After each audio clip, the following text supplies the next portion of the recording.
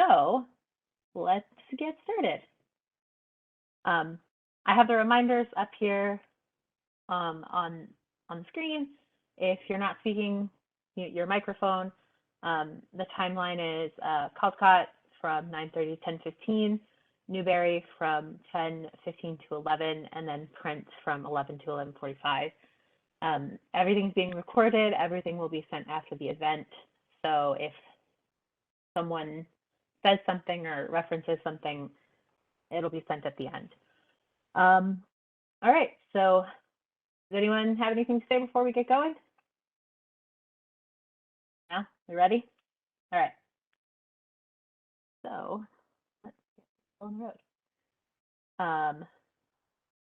Deborah, do you want to go over the Caldecott criteria briefly? Yeah, absolutely, sure. So the criteria is, we see here on the side here, it has the excellence for artistic technique, excellence for interpretation of the story, the appropriateness of the style of the illustration of the story, and then the description of the plot, the theme, the characters, or the mood. That is the information through those pictures that we see in the picture book. Oh, and then of the excellence of the presentation in recognition of the child's audience, of course.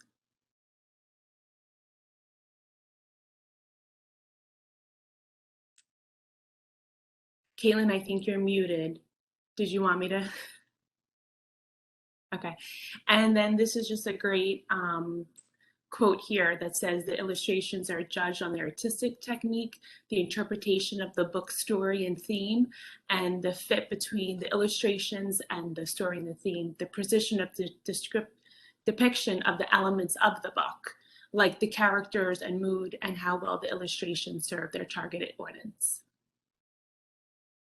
So our first contender for the Caldecott Award is Mel Fell. He written and he illustrated, Corey R. Tabor written and illustrated this book here. To create the illustrations for this book, he used colored pencil, acrylic paint, and assembly digitally. And then if you want to move on to the next slide. So this is Mel. He is a baby kingfisher. He makes a dramatic announcement that today will be the day that she is going to be learning to fly. And off she goes. She takes the reader along with her as well as she descends down. Next slide. So what follows is an account that offers multiple surprises and action galore. It's a quick flipping of the pages to see kind of what happens next. And a lot of it has to do with the clever design and the use of the comical body language throughout the book. Now, each page turn introduces new animals, all that are very extremely expressive, living on this tray. And the illustrations capture the beauty and the wonder of this natural world. Next slide. Okay, the craft activities for the book of Mel Fell. Of course, you can, after reading, you can make some paper bird, or the book is about flying, so maybe you can make a bird kite, or if the season for the fall or winter time, you can make a very simple bird feeder with a toilet paper roll.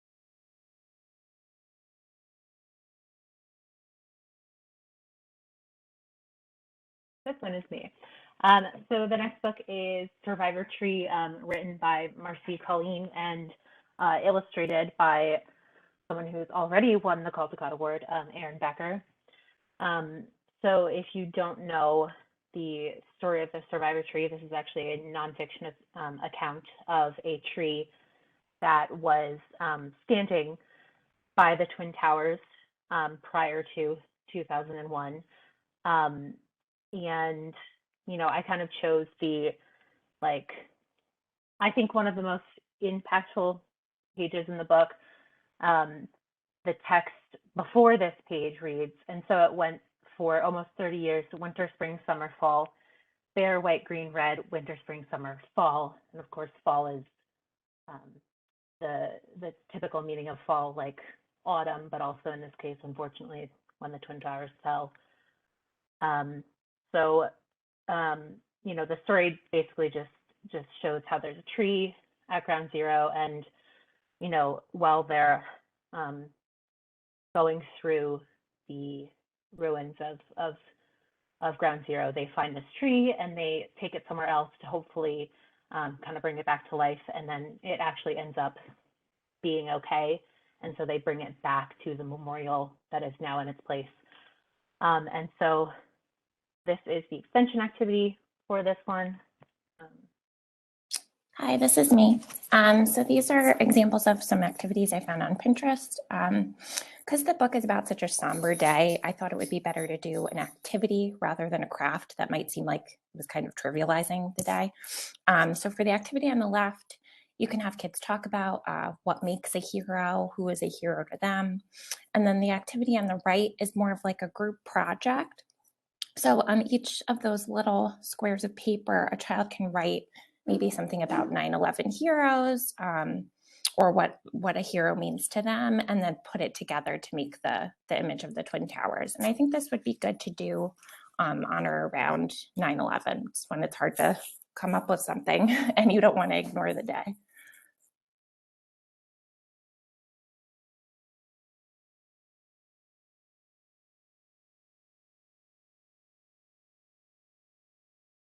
So, Unspeakable is by Carol Boston Weatherford and illustrated by Floyd Cooper, who won the Caldecott Award for Undefeated.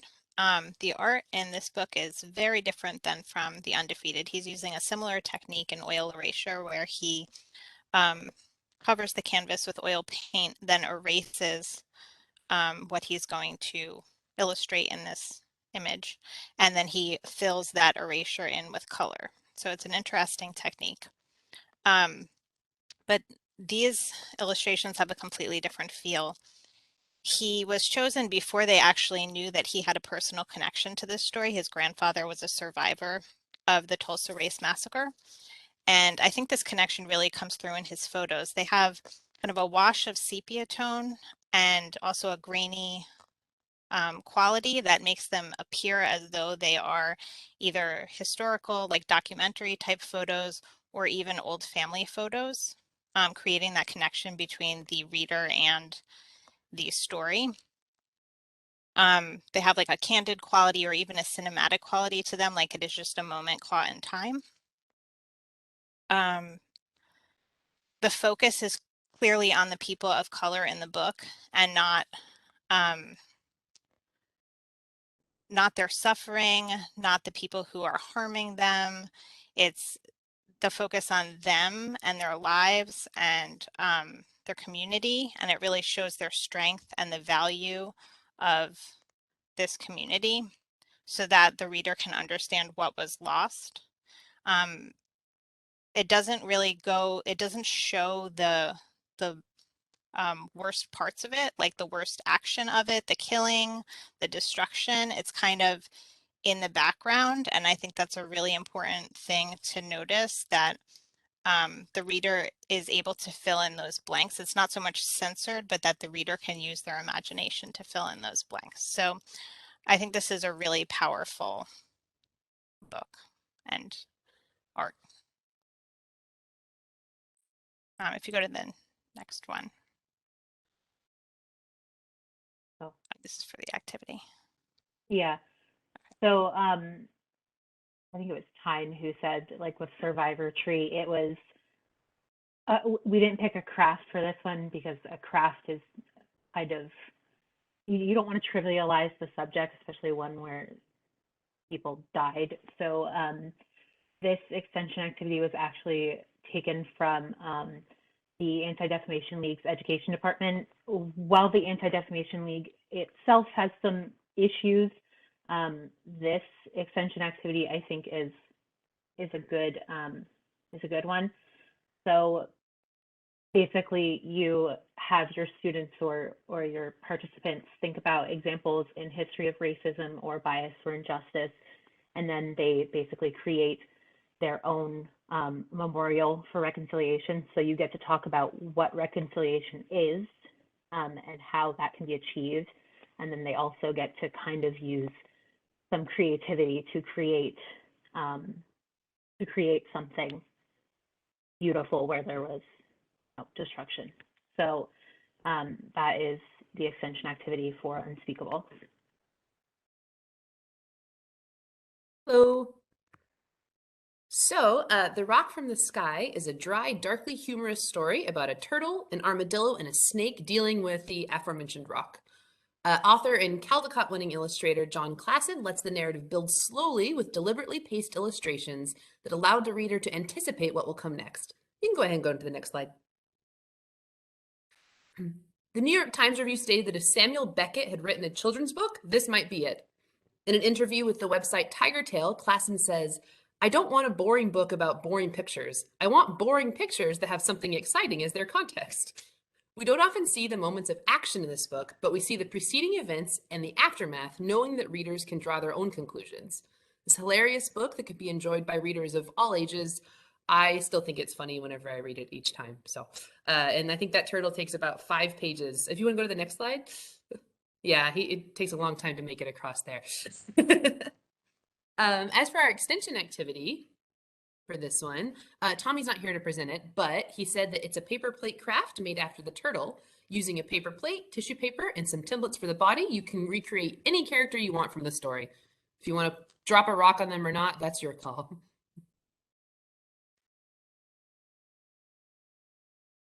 Okay, so our next one is our last contender for the Caldecott Award, which is Watercress. It's by Andrea Wang and illustrated by Jason Chin.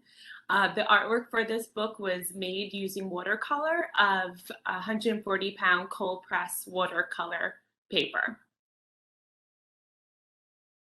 So riding with her family in an old Pontiac, a Chinese American girl describes the embarrassing moment when her parents stopped the car to pick bunches of watercress for dinner. And the author actually tells a very moving autobiography of a child of immigrants discovering and connecting with her heritage.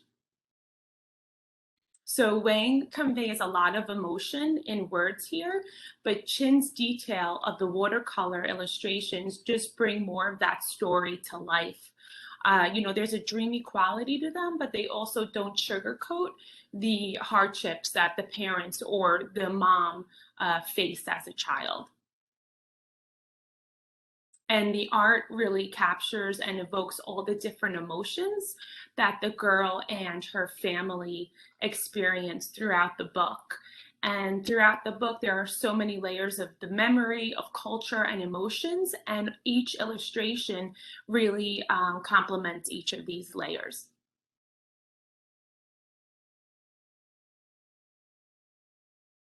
Okay, so I created an art activity. Well, I didn't create it. There have been a lot of watercolor resist projects, but I decided to do a watercolor resist project because it can be adapted to all ages, even the little ones, even though you're probably not reading this story to the little ones. But so just take any white crayon and paper. I use cardstock, which buckles terribly, so if you have watercolor paper, use that. But just kind of have them scribble the white crayon all over, and then they can put their watercolors on top and see what happens. I created a landscape just because it is inspired by watercress, but really they can do whatever they want. I just wanted to incorporate watercolors because the watercolors are so beautiful in the book.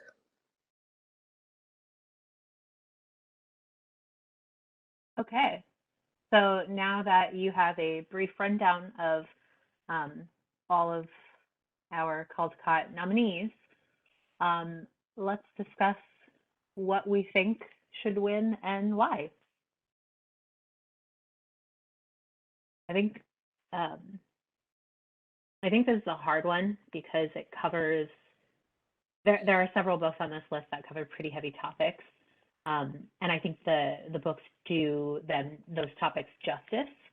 And then also we have like the really fun ones like Mel Fell and The Rock from the Sky, which John Klassen is just an absolute lunatic and I love it.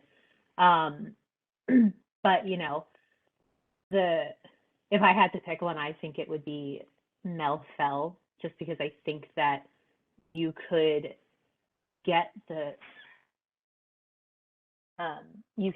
story. I actually can't see the chat option. There it is. You can get the story even without like the words, I feel like, particularly in that one. I always think that whenever I'm looking at picture books and, you know, looking for contenders, I always try to look at the pictures first. And if I can gauge the story with just the pictures without reading the words, I feel like that's a really good representation, you know, of the actual story itself when it does that. So yeah, I do like Mel Fell, and I just love the fun way that it really works with the kids, and you know, always smiling, turning the book, you know, the other way, so that when Mel Fell, he comes up and he starts to go up the tree. I think that was a really, you know, fun activity too for the kids. Yeah, I like that one because when you like, I think it uses like the orientation really interestingly. Like, you know, typically with books, you're just like kind of flipping through it, but it is always interesting when they orient the book in a different way. Amy Sears had typed in the chat, the problem with Survivor Tree is that it was early September and the leaves wouldn't have turned.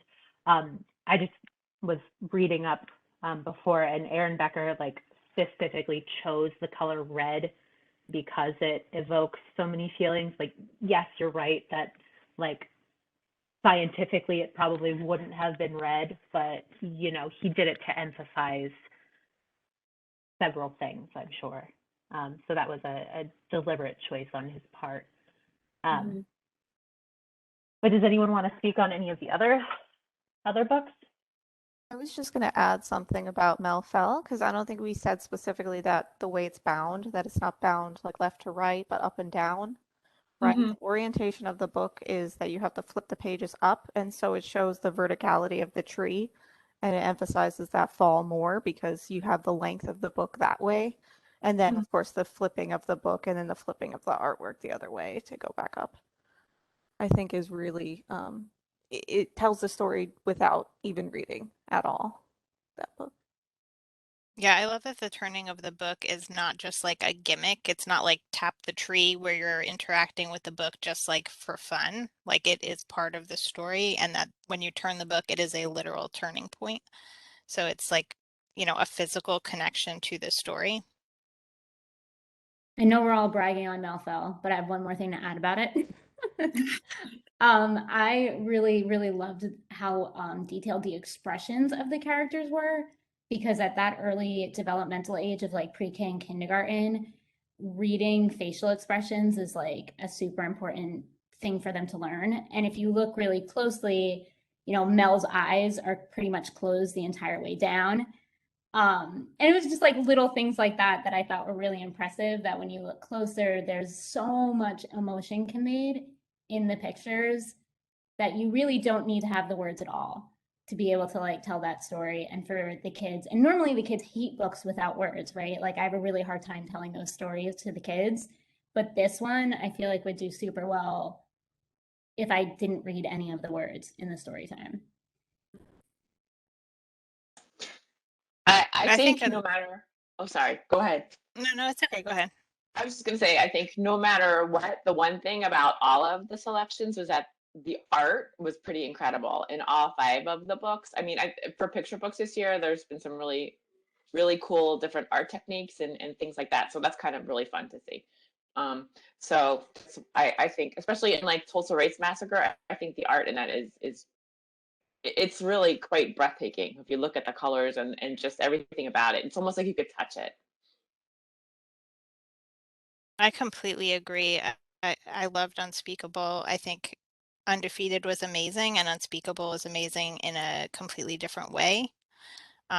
Like art-wise, I I'm probably going to be hated for saying this, but as much as I love John Klassen and I adore him, I think that the art is kind of underwhelming compared to some of the others. And I also think it's very similar to his other books in terms of style. So if one of his other books didn't win, I don't see this one winning. Yeah, he doesn't really play with the style of his art too much. But I mean, I love it, oh yeah, no, but it's great. I just don't see it being chosen because I don't open that book and go like, wow. Yeah. Maybe with the story I do, but not with the art alone. I also don't think that you could really tell that story without the words. Like the pictures themselves are exactly what he said. Like they're kind of they match the dialogue, but if you took the dialogue out, I don't really know that I'd be able to tell that story. Like it just looks like animals standing next to a rock and days going by. Which is like what he said, right? He wanted boring pictures with a good story. So I feel like if he even admitted it, like yeah. Yeah.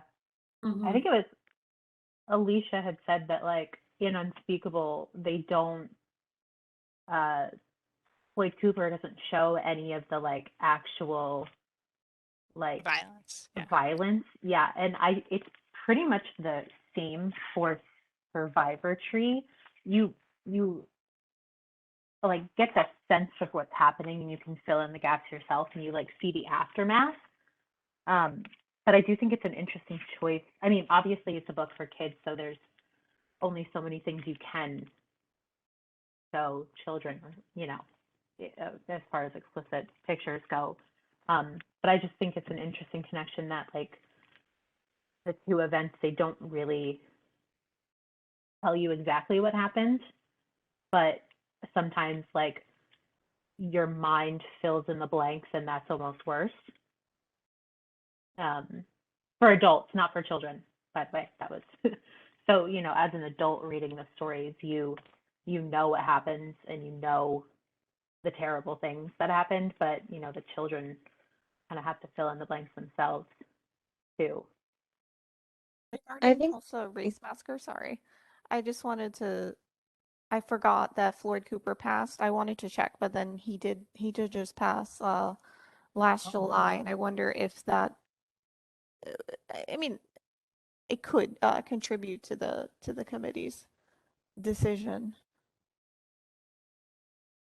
I was just gonna say, going back to Caitlin and Alicia's point about not really showing the violence, I think it's also a smart thing because that means the adult that is reading to the children can tailor the additional information not only to the age of the child, especially if you're reading a one-on-one to the child you know really well, you know at what point in their maturity development what additional information they can handle. So it leaves it up to the adult to fill in the blanks and, you know, tailor it to the child. Yeah, I think that's a really sensitive approach. And also my colleague we were talking about this choice to leave out these important moments, these like the violence, which is important to the story. And she was saying how, you know, children of color today, so much of the literature that they read is about the suffering of their people, the suffering of people of color. So to really highlight the strength and the bravery and like the way that their people overcame or survived the situation, those who did, um, you know, is important, you know, that they're not just reading another story that is about their suffering and these terrible things that happened.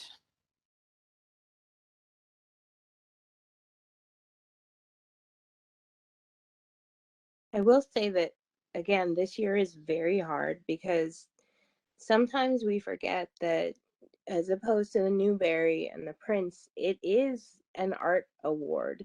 The story does come into play, but more comes into play on how the art serves the story. And this year, the ones that we've chosen, the artwork is all perfect for the story. So it seems like we can't judge on that because I think picture books are really getting good at choosing artists for the story, not just, oh, this artist has beautiful work, because no one would call John Klassen's art beautiful. I mean, he uses some beautiful colors and beautiful choices, but it's not like watercress. But the story, if they had illustrations like watercress, it just wouldn't work. So I think at least this year with these choices, I don't think we can go, this is the one based on how it serves the story, because I think they all serve the story really well.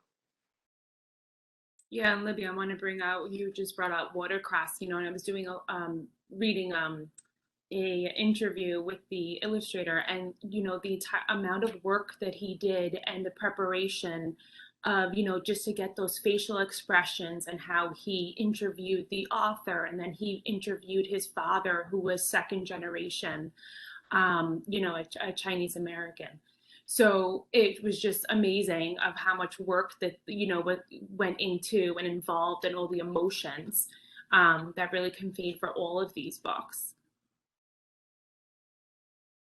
Oh, sorry, I'm talking a lot, but this is the last thing that just reminded me that also publishers are getting so much better at choosing artists who, like, they chose a person of Chinese descent to do watercress. They chose an African American man to do the Tulsa Race Massacre. The title just Unspeakable. Yeah, sorry. I was gonna say Undefeated, but that was the wrong one. Yeah. So I think that is also contributing to the heightened quality that we're seeing. Yeah, I can see that, Libby. Here's where I have a hard time with some of the books, like the book that I did, Survivor Tree. Like, if you had zero knowledge of what 9/11 was, and you just open this book and you looked at the pictures, like, I don't think just by looking at the pictures you get a comprehensive story, like a comprehensive like view of what happened. I have the book in front of me. I'm looking through the book. Like you would be able to tell that something happened, but I don't know if you took out the words. And honestly, the words are very impactful. I almost cried several times the first time I was reading this. I don't know if you could have one without the other. They really do like depend on each other. And like that's a good thing that the story depends on the words in it. But I don't know if you could necessarily get everything you would need to get out of it, because it's such a broad topic, and that's not even touching like what happened after all of this,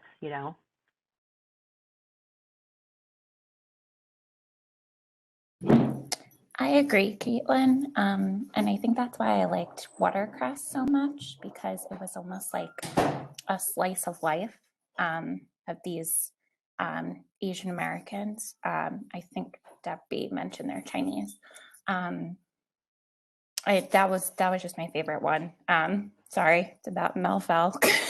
It's cute, but Watercress I think was just stunning, and especially with the past year and all of the hate crimes against Asian Americans. I just thought it was a really important book of resilience.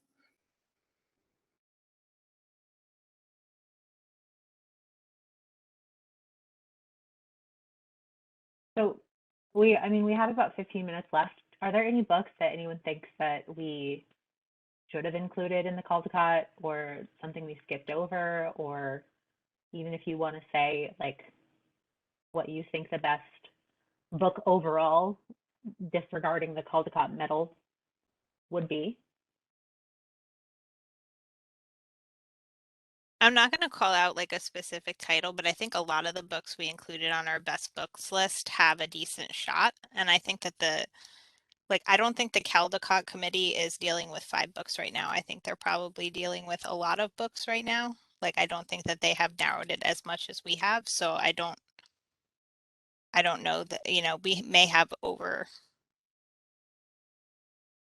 at this point. I just, for the purpose of the mock awards, I know it's necessary, but I think that there is a much larger pool that we could be pulling from. At what point does the actual Caldecott committee have to make their decision? Because it's like, isn't the announcement just in a couple of weeks? I am not sure. I don't know if they narrow it down beforehand. Amy Sears said when Langston dances. It's tomorrow. We're making our decision tomorrow. I'm sharing this page here. I don't know what I'm sharing right now. Sorry. I think it's also interesting that we had nonfiction titles in for this, because I've noticed that has like I know that I haven't been a librarian that much, you know, that long compared to like some of my colleagues, but it seems like in the past couple of years the nonfiction picture book has like taken off to a whole new level. I don't know, just something I've noticed is like I agree. Yeah, recently, you know, I mean, for a couple of last couple of years, illustrated nonfiction, we can have a lot of wonderfully illustrated nonfictions. Yes, yes. I think publishers are realizing, or just nonfiction books are evolving, where, you know, they used to be more like reference material or textbook material, and now they're realizing that kids want more narrative, more readable nonfiction books, and in schools they're using them more. So I think it's becoming like a greater market.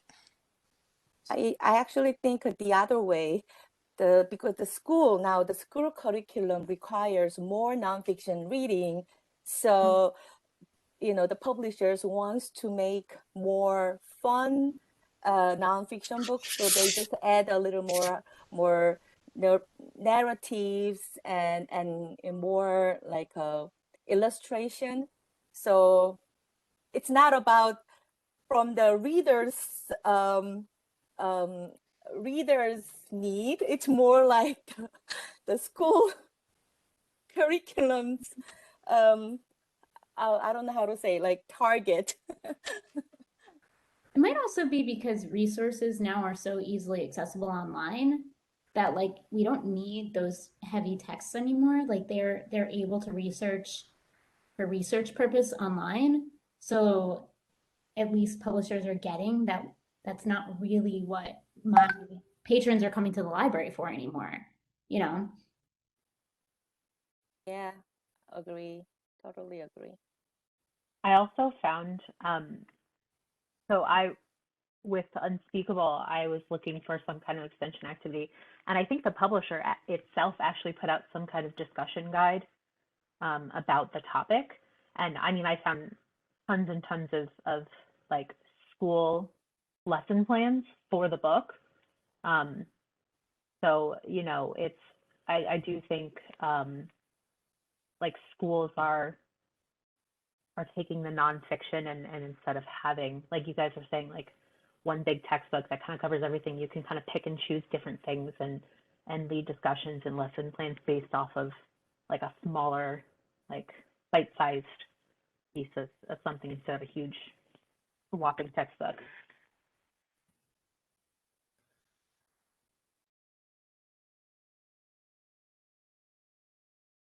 So do we, Bright Star by Yuyi Morales, that's on our best book list, I think. Yeah, I just checked. I make those, like, they made me cry. It was so beautiful. I just loved that book. Yeah, because the illustrator lives in Mexico. Let's see, Glitza. Unfortunately, some of the books that I liked the best this year were not eligible, so it is. Yeah, Libby, there are so many that I wanted to include but didn't qualify. It's a bummer.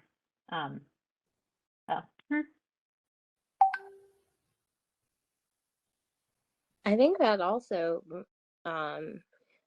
because of the internet and because most artists are working digitally, or at least working traditionally and then scanning them digitally, publishers are going all over the world for illustrators, and that's amazing, and it really ups the quality, but it also makes the Caldecott a little bit more difficult. Yes, Libby, I totally agree with you. Yeah, as an international, how do I say, as a English as a second language librarian, you know the Bologna Book Fair in Italy.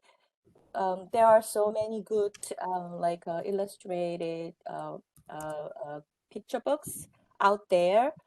The interesting thing is some award-winning books were published in Korea, but never published in America because you know the publishing market is already full in American market, so they don't want to spend extra money for how do I the translation. Yeah.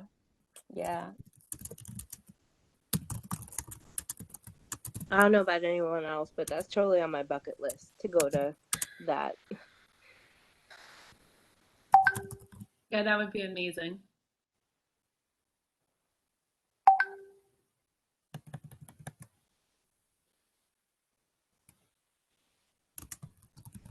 So do we want to vote on this? All right, Joseph, if you could send that poll. Yeah, there you go. So you get one choice. Pick your favorite, or sorry, don't pick your favorite. Pick the one you think would actually win an award. There you go.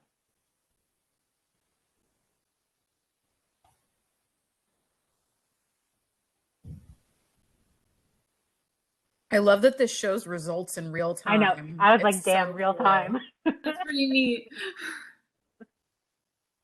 I also, you know, this morning I was like, oh, it's good that we decided to do this Mock Award virtually because of the weather. Yeah. Well, the weather, the fact that everyone's sick. Everyone is sick. Yeah. So there are, let's see, there are 28.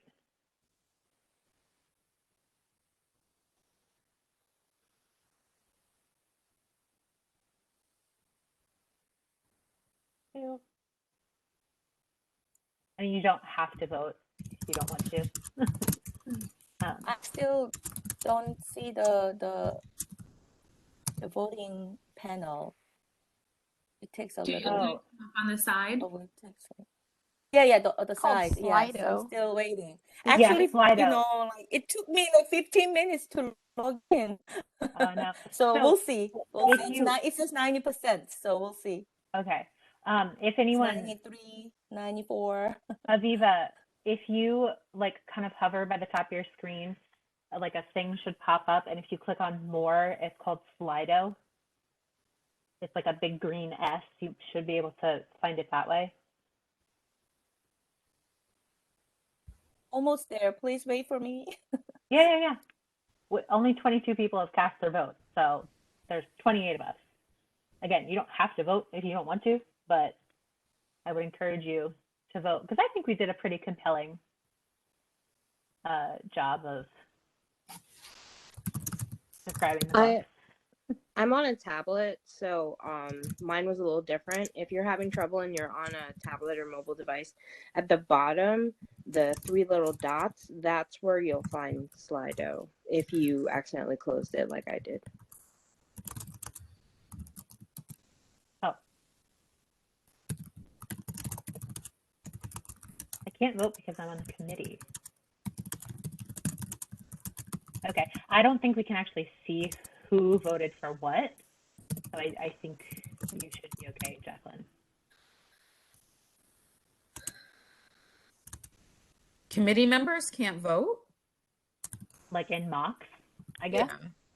That's really interesting. I mean, I didn't know that. we would see if she voted right now, we would see which number changed. So I get why. No, but I'm asking for the committee members are not supposed to vote?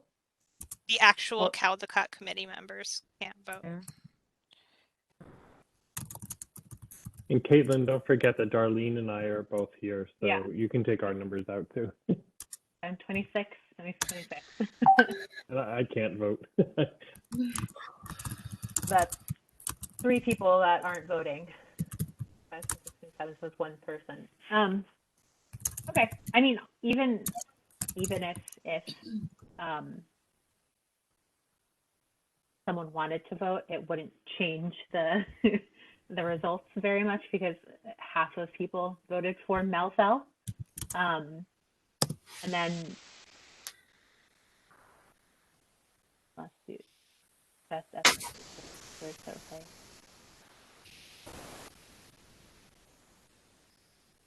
Sorry, I got distracted by the chat. So just so we know the results, so verbally I'm saying the results. So Melfell is in first place. Watercress is second. Unspeakable, and then no one voted for Survivor Tree or The Rock from the Sky, which is fine.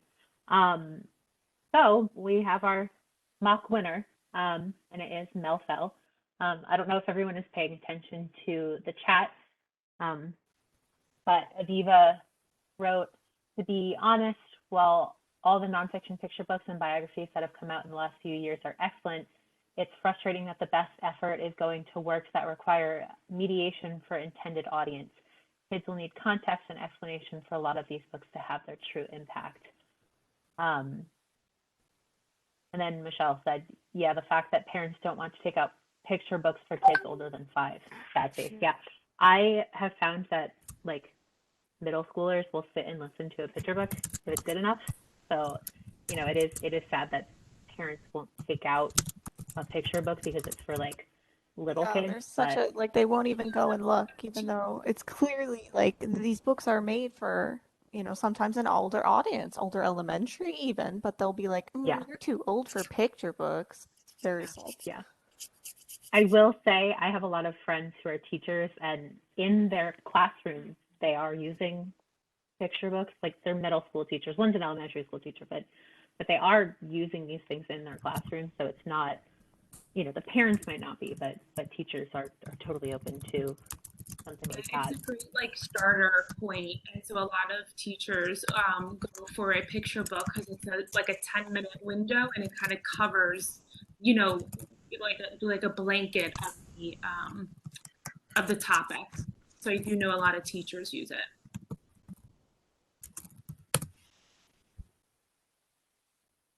All right. I mean, we're basically right on time. I'm very proud of us. All right. Who is next? We are doing Newbery, and that is you, Michelle, right? Yes, that's me. Okay, so we're up to the Newbery Award. Just a reminder, the medal shall be awarded annually to the author of the most distinguished contribution to American literature for children, published by an American publisher in the US in English during last year. And it's restricted to authors who are citizens or residents of the US. Can go to the next one. A contribution to American literature for children shall be a book which children are the intended potential audience. The book displays respect for children's understandings, abilities, and appreciation, and children are defined as persons ages up to and including 14. Some things that the committee needs to consider is our interpretation of the theme or a concept, presentation of information including accuracy, clarity, and organization, development of a plot, delineation of characters, delineation of a setting, appropriateness of style, and the text was created by this writer and no one else. And our first book is going to be Starfish, which I believe Maureen is presenting. Yes, that would be me. Starfish is a novel written in verse by Lisa Phipps. And the cool thing, we'll get into this, there's more verse novels in this category as well, but I think that's an excellent trend for some middle grade, especially reluctant chapter book readers because it kind of eases them into a story without like bombarding or overwhelming with all these chapters and words. Let me tell you a little bit about Starfish. Ellie, a 6th grader, has been bullied about her weight ever since she wore a whale bathing suit and did a humongous cannonball at her 5th birthday party. Big splash. She lives her life by the fat girl rules, which include avoid eating in public and don't move so fast that your body jiggles. The title of the book, Starfish, comes from Ellie's love of the pool, where she can just spread out, float, be her own big starfish shelf, not caring about how much space she's taking up in her pool. The pool is also her safe space where she can get away from her teasing siblings and her extremely, in my opinion, unlikable, pushy, weight criticizing mom who is constantly analyzing every single morsel of food that goes in her mouth. She's trying to get her to try every new diet and suggesting that she wants weight loss surgery for a 12-year-old 6th grade girl. Ellie has allies in her dad and her next door neighbor, Catalina, and a new therapist. And with those allies, she gains confidence to deal with the harassment, really bad harassment at school, takes first steps to repair her relationship with her mother, and begins to cast aside the fat girl rules in order to completely and unapologetically be her own fabulous self. And you cannot help but wish for Ellie to succeed in this quest. And it's a very real book. Addresses a lot of body image issues for middle schoolers, which you don't often get. And like I said, the written verse, I think, makes a big difference for those who might be reluctant to jump into a chapter book. Okay, so then we can go to the next slide, and our next book is going to be Red, White, and Whole, and I think Mari. Yes, that's me. I love this one. Let's get my notes. So my contender is Red, White, and Whole by Rajani Larocca. So it's a hashtag owned voices novel in verse, set in 1983 about an Indian American girl, Reha, whose life drastically changes when her mother is diagnosed with leukemia.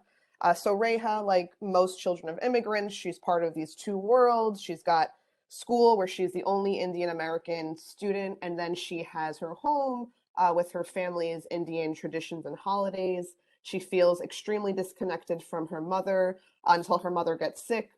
And then Reha tries to be the very best daughter that she can be in hopes of being able to somehow save her mother's life. I think this is a great contender for the Newbery. I feel like it checks all the boxes, strong character, setting, plot, themes. The book is written in verse, like I said, but it reads much more like a novel than a poem. It is extremely well written, and even though this is definitely a heartbreaking story, it's ultimately an uplifting story. I think the characters are super relatable. I think they're universal messages like acceptance that all kids can relate to. Even though Reha is in 8th grade, I didn't get any of that like tween angst or rebellion. So I think even the younger grades would enjoy this one. And I just want to say that there is a nice spot right here for the Newbery sticker. Just saying it would be perfect, so. Right in the center. All right, so our next book is Pony by R.J. Palacio, who you may know of Wonder. Pony, however, is very different from Wonder. It's a well-written and well-researched story that straddles genres between historical fiction, namely westerns, and fantasy or ghost story. The book begins with the capture of 12-year-old Silas Bird's father by armed men who claim his safe return within a week. Silas ignores his father's wishes to wait for him and, guided mysteriously by the eponymous Pony, rides out into the woods to find his pa. Silas is accompanied first by his invisible friend Mittenwool, a ghost who he's known since birth, and later by a federal marshal, inadvertently a ghost as well, who happens to be looking for a group of counterfeiters and the same men who captured Pa. Silas is not only helped by ghosts, however, he enlists the help of a sheriff and a deputy to accompany him to bring the men to justice. It's a journey of courage, determination, love, and loss. Characters' histories intertwine, and plot twists and action keep the reader on edge. The confrontation and shootout between the sheriff, deputy, Silas, and the counterfeiters is exciting, but it's believable. Interwoven with the hunt for Pa are several chapters that are flashbacks that help develop character and setting.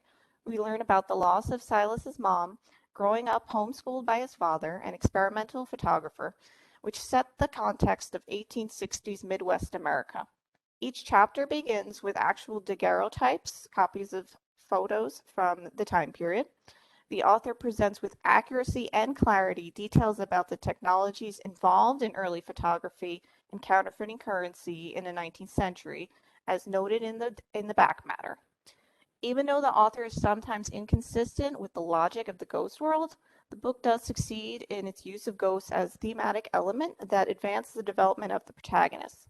Ghosts aid Silas in finding his father and help him deal with grief after losing both parents.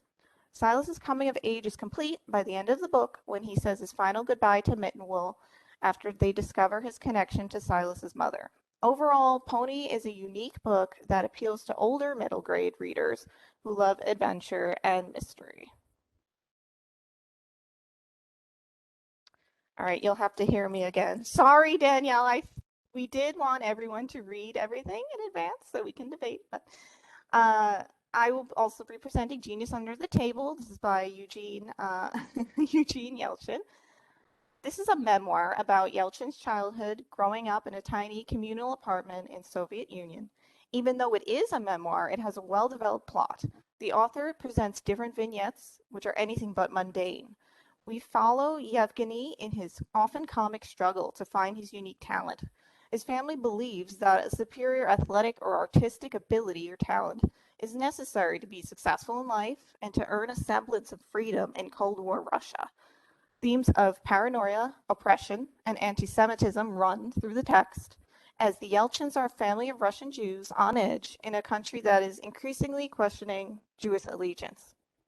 The characters each have their own personalities and passions. We root for our underdog, Yevgeny, who secretly enjoys drawing under the family table, and we get to know his mother and father, with their passions for ballet and poetry, which are often at odds with their outward communist facades. We laugh at Yevgeny's supportive grandma, who commentates in Yiddish, and we fear Blinov, the ubiquitous KGB spy. Yevgeny's brother Victor is probably the least developed character, but his athleticism serves as a foil to Yevgeny's ineptitude. Yelchin creates a memoir that, although it's based in a dark historical time period, is very readable and relatable. The amusing dialogue and humorous drawings interspersed in the text demonstrate an appropriateness of style. Yevgeny feels like an authentic, curious child who doesn't want to be a disappointment to his parents. He shyly questions the realities around him, wonders why art must abide by certain rules in his country, and is tired of no one giving him a straight answer. We watch him come of age with his own talent and search for truth. By the end, Yevgeny can see the secrets his family is hiding from him and understand that they are doing so to protect him. Genius Under the Table succeeds at portraying universal messages of struggling to find one's place in the world and of wanting a better life for your family. All right, the next book will be presented by Rebecca. Okay, so can everyone hear me okay? I didn't even test this before. Okay, I think I'm good. So yeah, our last Newbery book, Last Quintista, we kind of threw this guy in at the last second, and I'm really glad that we did. The story is set mostly in the very distant future, where the human race has been wiped out on Earth by Halley's Comet, except for a few people who escape on spaceships. But something goes wrong when main character Petra wakes up. She finds out that she's the only one who remembers Earth, and the only thing that's left is this group called the Collective. The Last Quintista mixes Mexican folklore and stories of the past of futuristic dystopia. There's a constant theme of characters like Petra's parents and the Collective undermining the power of stories and memory, but it becomes clear pretty quickly that that is what humanity is, because the Collective actually used to be human, but they don't, how they're described, they're anything but human. They have like translucent skin, they don't have names, they're like other. So the story also deals with discrimination. We see that with all the people who do still look like human. They're kind of seen as lesser. We also deal with individuality and familial relationships. all this puts together. It makes like this crazy unique story that I've never read anything like it. And a contender for Newbery Award.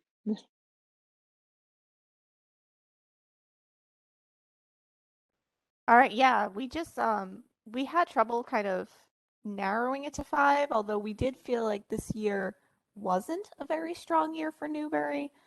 But we did swap out and add Last Quantista and Genius Under the Table in the last month.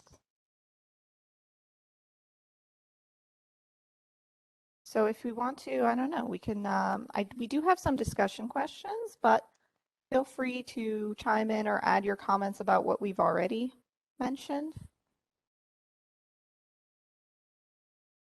I'm gonna, couple things. One is I thought that The Last Bautista was a really unique, just like Rebecca said, like a really unique story that I can see people like, I can see kids definitely getting into.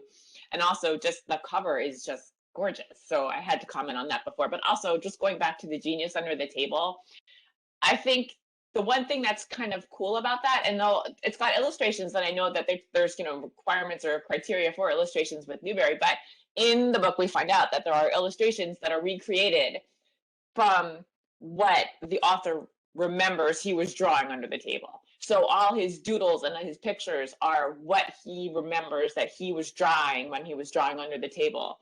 So it's kind of cool because you can kind of see his art talent that he's told he has no talent, but you can see his art in the pages, and it's kind of cool to see what he was doodling when he was a kid. Yeah, absolutely. I was gonna say, even though Newbery focuses on narrative, whereas Caldecott has been awarded for things like the invention of Hugo Cabret, I don't think that the illustrations take away from the text at all. I think they're appropriate. I think they add pathos. They add to the comedic effect, and also the fact that they are recreations of the drawings under the table. Yeah, I thought that was really cool. I was like, oh wow, as you can see, this is what I did. Yeah, he says that. Yeah. Yeah, I really enjoyed that book a lot. I read that book in like 2 hours. I was like, oh, this is really good. I couldn't put it down. It was very unique. I don't think I've read anything like that recently. I think we were wondering if some of the dark humor would go over kids' heads, but I mean there is sarcasm, and I think Eugene does do a good job of making himself feel like a child. He's always asking questions. He's asking his older brother, what does this mean? What is the Iron Curtain? And then we do get, like a child's point of view on things. Yeah. Yeah, because I mean, to a lot of kids, like I was talking to my youngest is in 7th grade, and I was like, do you have any idea what the Soviet Union or the Iron Curtain is and everything? And it was kind of like, shh. So yeah, I think that was interesting because growing up, we were like, oh, those are the bad guys, the bad Russians. I mean, I'm a lot older than you guys, so it was like, oh, the bad Russians. So it was kind of, as an adult, I really enjoyed this book. So kids, I don't know. I wonder if they would be like, what's the Soviet Union? So I don't know if it would have the same impact that it does to me as an adult. I don't know, but I definitely enjoyed the book. We can look at some of the comments here. Someone, Britain from Ridgewood, said they enjoyed Pony. I agree. The cover is not, I mean, yes, we can see Pony, but it doesn't tell you anything about the story. We also were wondering if the book should even be titled Pony. I know, the horse is who leads Silas to his father, and he is, the horse is, I don't know. He does, help him in the final like shootout that they have because the horse attacks one of the counterfeiters. But the focus is not on Pony. The focus is really on Silas and his interactions with ghosts, if anything. Yeah, Michelle, I totally agree. I was totally I kept expecting more from Pony, which was disappointing because he didn't deliver what I kept expecting. You know, oh, is Pony going to show up here or do something there throughout the story? And it didn't happen. So they kind of sprinkled him in there. I'm not sure if maybe somebody did market research and thought Pony books do well or something. I don't know, but it seems contrived like it did. There was a disconnect to me with the cover, calling it Pony, the whole thing. I like the story, but it was just misleading from the cover, which can be disappointing all the way through if you're starting out disappointed at the cover. If I remember correctly, the front cover actually, and I might be totally misremembering this, but I think if you open the book fully, the cover makes more sense. I think that the main character is on the back cover riding Pony. So if you open it fully, it kind of fits the story a It little does have, bit yeah, more. I just opened it. Sorry, I don't have a camera. Yeah, But but it does just show having just Silas. the cover doesn't make sense. I agree with Yeah. what you're saying. Yeah. I think the other thing with Pony is like, it worked really well in my community because my kids really like ghost stories, and I feel like it was a really tangible ghost story that wasn't overly scary. So for some of my kids that like that get pulled into the rest of them saying ghost stories, ghost stories, ghost stories, like it works really well for the ones that are a little bit like more scared of reading the ghost stories. But as Michelle said, this year was tough. I really don't think that there were that many like standout. They all like had a lot of serious I don't want to say problems, but none of them felt like 100% fully developed. I agree. Rebecca I agree. Sorry for interrupting. Rebecca was showing the book in case anyone was wondering what the back part of the cover looks like. That, I feel like that does really change like how I would feel about the book, you know? Yeah. I had some serious issues with some of the books, which will probably not come as a surprise to most of you who know me. The biggest one I loathed was Starfish. And I know that is going to be an unpopular opinion because I think a lot of people very much like it. I listened to it as an audiobook, and about a fourth of the way into the book, I was like, these chapters are really short. Is this a novel in verse? And when I finished listening to it, I picked up the physical book and I realized it was in poetry. And there's literally no reason for it to be in poetry because it's not poetic at all. There's no poetic elements to it. It's literally just prose with line breaks. So the format is really bad. But I also had issues with the fact that like literally it's a novel about a fat girl, but the story is so thin because literally she does nothing but talk about her weight, and she never thinks about anything else. And I got really excited when her dog went missing because I'm like, oh my gosh, something's happening that doesn't have to do with her weight. And then you find out, oh no, it's because her bullies stole the dog. And you're just like, oh, come on. So I really, really hated Starfish. And the poetry, I also listened to like literally the next book I listened to was Red, White, and Whole. And as I was listening to that, I was like, I think this is a book in poetry. And it was because it definitely had a lot more poetic elements to it. There was some like non-linear narrative, like she would do flashbacks. My issues with that book were more the time setting. I didn't really see why it was set in 1983 and just name dropping all these 80s bands that I love, but like, I mean, my 9-year-old certainly hasn't heard of any of them. I just didn't necessarily think that was needed. I assume it has more to do with the fact that, you know, now you can FaceTime your mom while she's in the hospital sort of thing. So the disconnect would be less.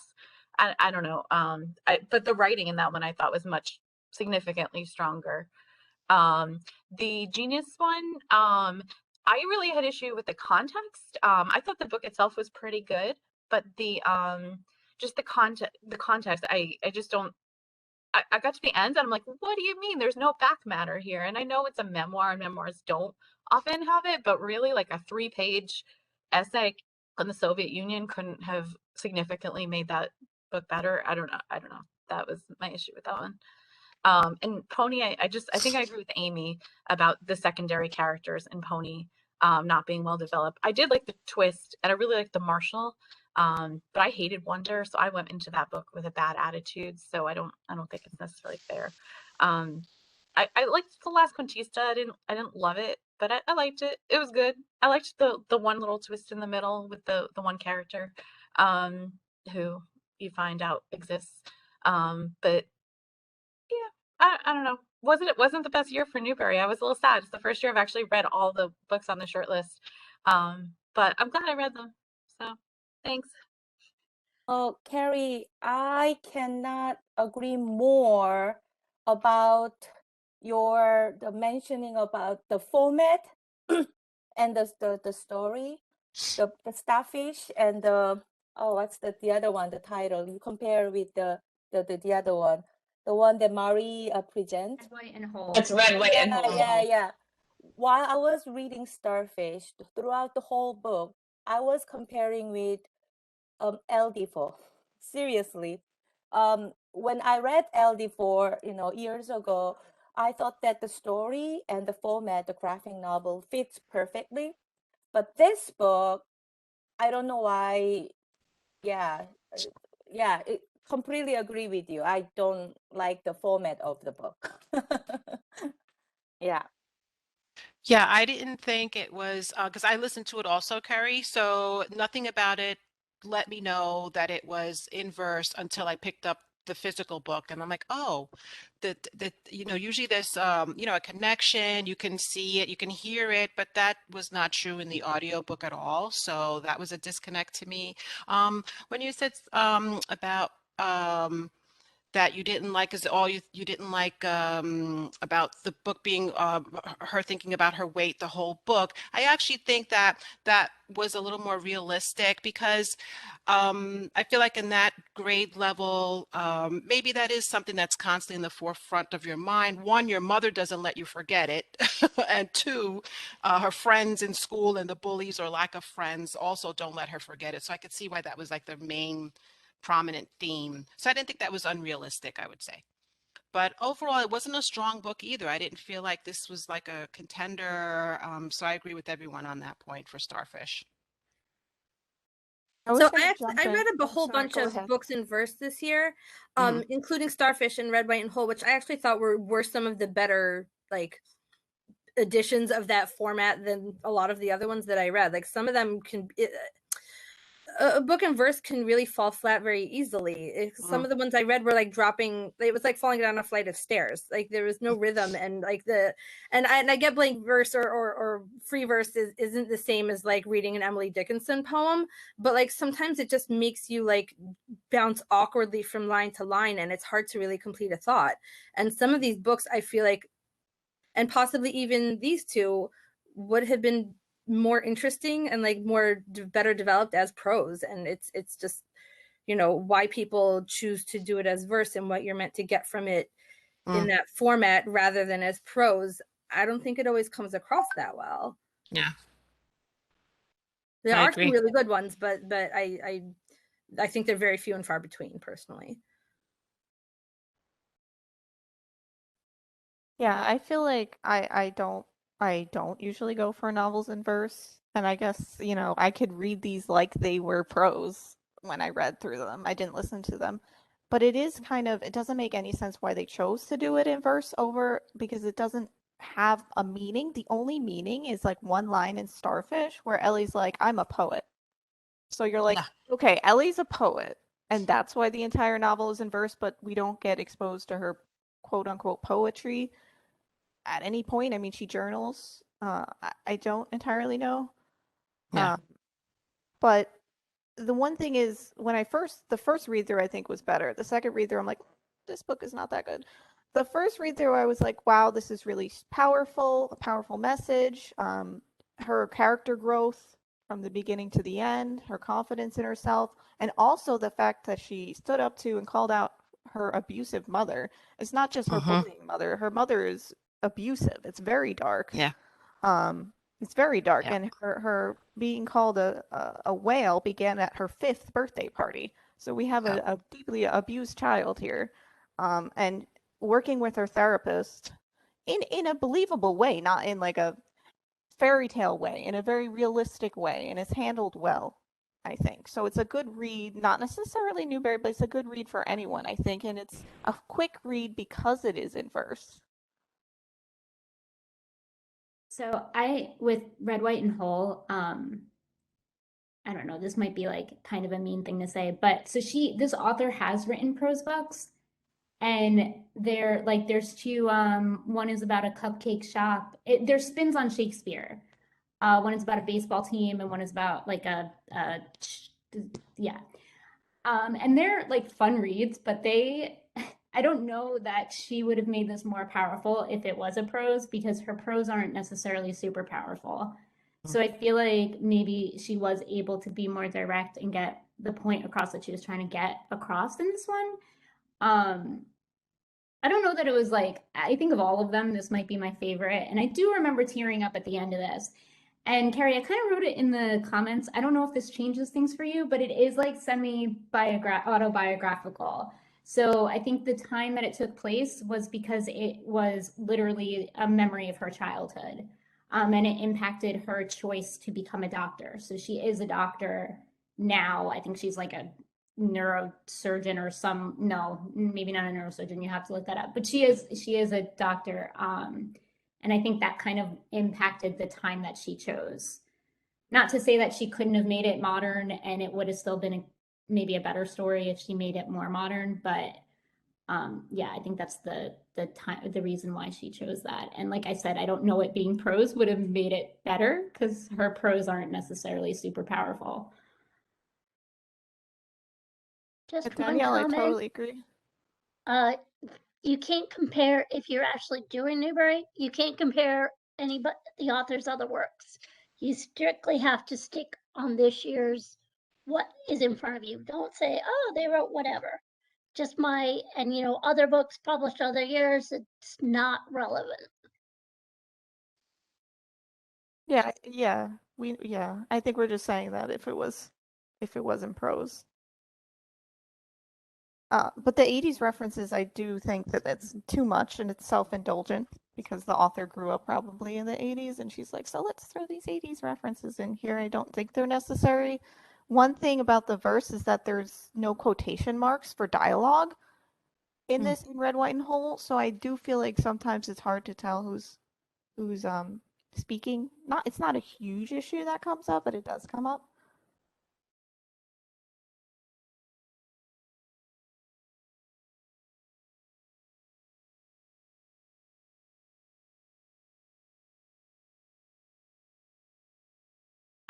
To Aviva's point in the comment about Ellie and the therapist, I will say I did enjoy the therapist in Starfish quite a bit. I thought that was a great character. I actually also really liked, and I use the word liked very loosely, the parent characters, because the mom I thought was a very realistic evil. Like I thought it was a very good depiction of an evil mom, and also a very good depiction of a well-intentioned but very ineffective dad. So I thought the adult characters were I don't know, better than the kid characters that all seemed rather non-interesting to me.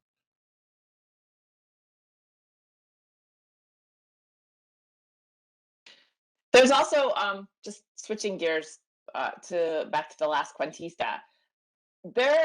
I found that while reading it, there is quite a lot of untranslated Spanish in the book. That, I mean, you generally could figure out what she was what Petra was referring to, but if you had absolutely no knowledge of Spanish language at all, it could be a little frustrating because you're like, okay, I know this is the beginning of the story, but I'm missing part of it because it's not translated, which it's, that's fine, but I don't know if that would come into play if there was someone who would read it and be like, I don't know what's happening here because I don't understand this part of the book. But I don't know if it's going to come in at all, but because there's a lot of like Mexican folktale reference in the story, which was kind of really clever and unique the way it was all kind of woven together. But a lot of it is just not translated, I found. On the contrary, I actually like the part. I didn't dislike it. I just was like, oh, all right, let me think for a second. Let me go back to what I think this means and that kind of thing. Yeah, I like that she had that too. I don't think it hindered the story along because I don't know anything about Mexican folklore except kind of La Llorona. Uh, but I think it was nice that we got to learn it along with the other Zetas because they didn't know like Había una vez what's a cuentista, I don't know, but like that's just what it is. So she kind of like she had to build all that like all Right. the language and culture from the ground up because she was kind of Yeah. the one who had it now. So I think Yeah. I enjoyed that. I think it was cool in the story. I'm just thinking from a reader's Yeah. perspective. I don't know if that would get frustrating if you were like, okay, I don't know what this means, but Mhm. I don't know. Yeah, I think it kind of you had to like put that aside and be like, okay, like in that way we're kind of like the other kids, and I guess maybe it made the other characters more relatable because they didn't know the story, so we were kind of learning along with them. Maybe that's true.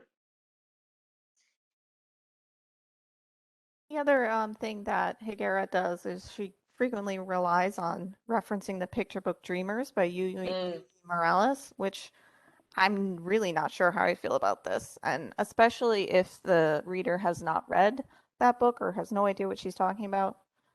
I don't know if her over-reliance on that is necessary. Because it's the one book that they take with them, like the one book basically that's left in existence after the collective have eliminated all artwork and culture from the survivors. And it's the one that her brother should remember because she read to her brother. Yeah, I'm not sure how I feel about it. I almost feel like it didn't have to be so specific. Like it could have just been a book, you know, a favorite book or a book that was a family book or something. I don't know if it had to be so specific about a real, true existing book. Didn't it kind of seem like a little forced to me? And I love Dreamers, but it felt almost like an ad placement for Dreamers. It was like product placement. It was weird. It was like, it was really kind of weird. That was, it was weird. Yeah, it was also interesting because before like the whole future thing happens, this takes place in 2060. So why are we going back to like whenever Dreamers came out? Like that's still a really relevant book, like 40 years later. He's a Caldecott winner, so it's in the canon, right? So I guess, Oh, okay. it's still there. I mean, a child reader is not going to get the connection between migrants and dreamers and migrants as the humans from Earth that have made it on this new planet. I don't think they're going to make that connection. That connection wasn't even made in the text. Yeah, so I don't think that would really happen. Yeah. I did appreciate that she referenced the what did she even call it? Like the pandemic of the 20s. I'm like, oh, that hurts. Yeah, it was something like how humans treated each other during the great pandemic of the 2020s or something like that. There was definitely a pandemic reference in there. I don't know. Joseph, can we put up the poll? People can continue talking. I didn't want to, but I wanted to get it up so that we have some time to get that going. But keep talking. Sorry for interrupting. Keep going. Absolutely. I just wanted to add the end of this book is kind of a cliffhanger, the last Cuentista. As, we get to the planet, we get out of the spaceship, we think that there are other people, other survivors on the planet, and then it ends. So it's a book that's very much open to a sequel, and I don't know if that hurts its chance as a contender, but maybe not, because there are other books that were first in a series that have one, like The Giver, which is again another sci-fi book. So maybe this has enough to be a standalone and can be an award winner. I don't know. Yeah.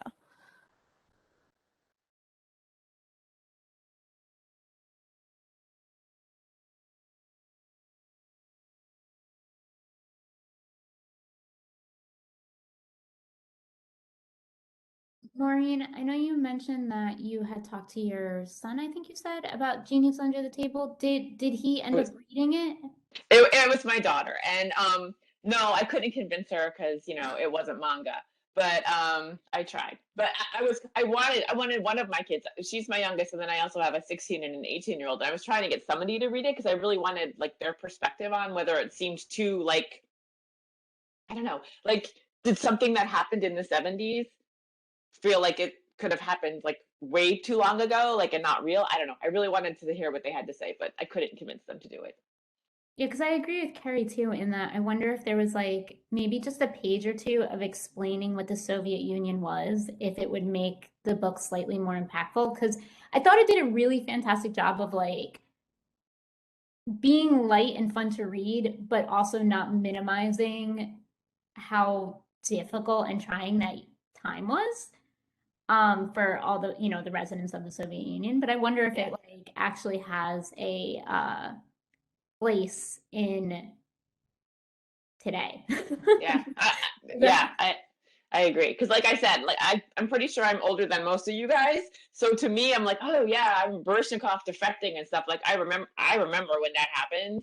So and just the fact that we were kind of like taught in school, like, oh, the bad, Soviet Union bad, Russia bad.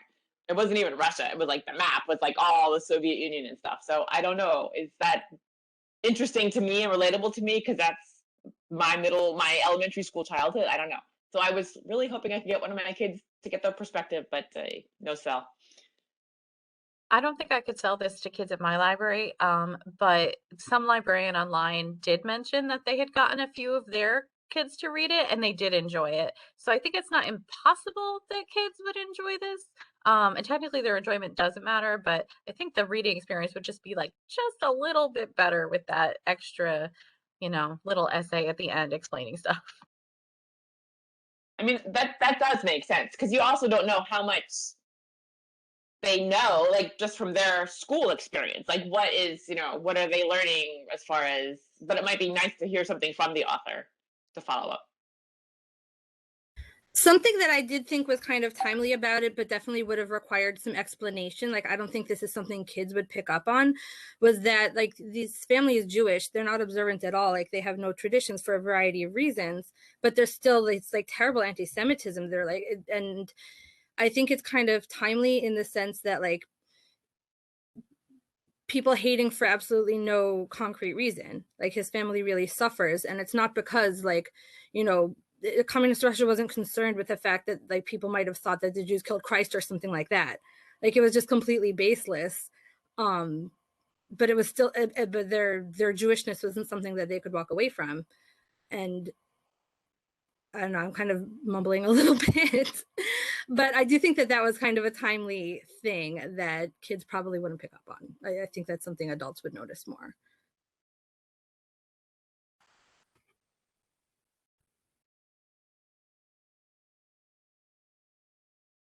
Is I don't really like the cover. I know the cover of Genius Under the Table is showing, well, Eugene under the table and his mom in the back, but I don't think that it necessarily is appealing for kids. It looks dated. And I think it would be easier to get someone to read it if it had, either a funnier cover or, but I do feel like if kids read this, they would enjoy it. They might not entirely grasp the context, but I don't necessarily think that's necessary. It is a memoir. It's not a fiction story. And the author himself, with the end of the book and everything, he did move to America, and so his search for talent and his search to, get out of the Soviet Union and like the choices he made in his life, eventually him and his brother did move to the US. I know a child wouldn't necessarily know that. I just think it's an interesting story.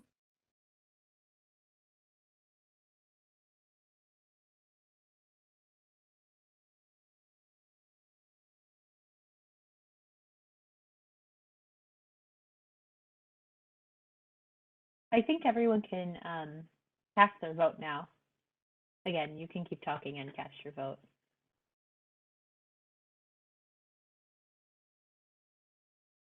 Aviva, who's his nephew? Let me look up his name again. He was like some young actor. He was in some movie or other that was like. Yeah, I looked him up too, Aviva, Yeah, because and I was curious because the brother was a figure skater. right, I was definitely intrigued by that too. No, I know. I was like, oh, I gotta go look this guy up. So yeah, he was a figure skater, and he ended up marrying his figure skating partner, and they moved to the U.S. So his nephew was an actor named Anton Yelchin. He actually died young. But let's see, he was in Huff, Hearts in Atlantis, the Terminator movie, and a couple of other things. He was on Star Trek.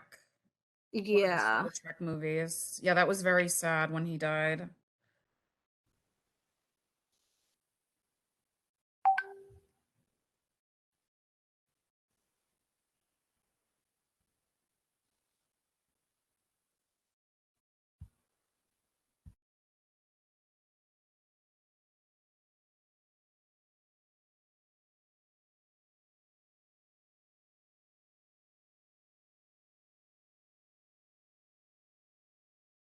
I can see something. I can see the Last Quintista becoming like a Netflix show or something. I can definitely. I think to me, like the way it read seems kind of visual too. That I think it can. I can see it becoming something, some kind of movie or series or something.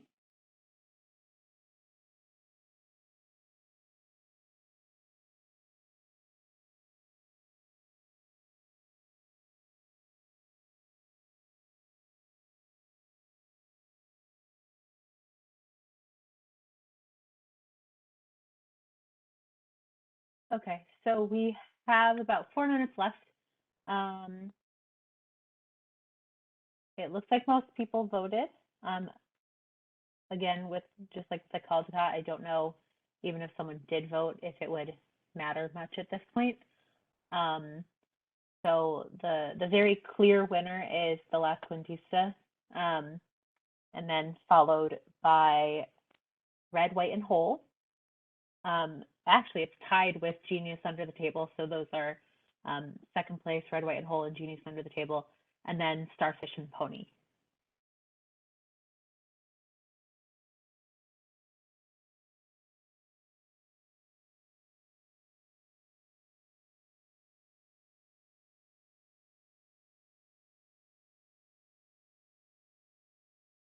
With 3 minutes left, does anyone have anything to add on before we move on to the Prince Award?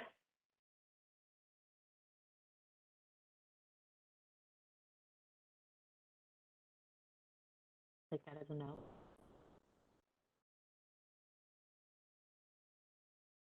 The Newbery is turning 100 this year, right?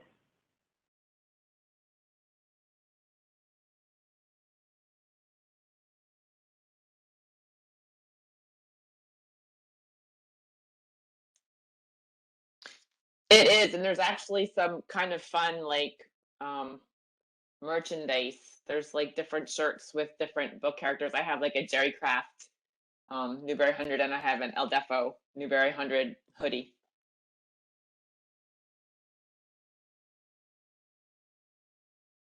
Where'd you get those? You know, I'm trying to remember where I got them from. I have to figure it out because I like Jerry Craft had posted a picture of his shirt, and I was like, oh, I gotta find out. It might have been through like ALA shop or something. I don't know. I'll have to look, or even like I don't know. Google like Newbery merch and see if you find it, or if I find it, I'll send the link. This was a while ago. This was probably back in like November. I don't remember where I got it from. Amy says ALA store. I don't know. Yeah, if I think the definitive answer or an answer. But they had all kinds of like a lot of the books that had one Newberries in their characters are in like the 100, the 0, like that one of the zeros has a medal, and then the characters like peeking behind it. So there's a lot of really fun stuff.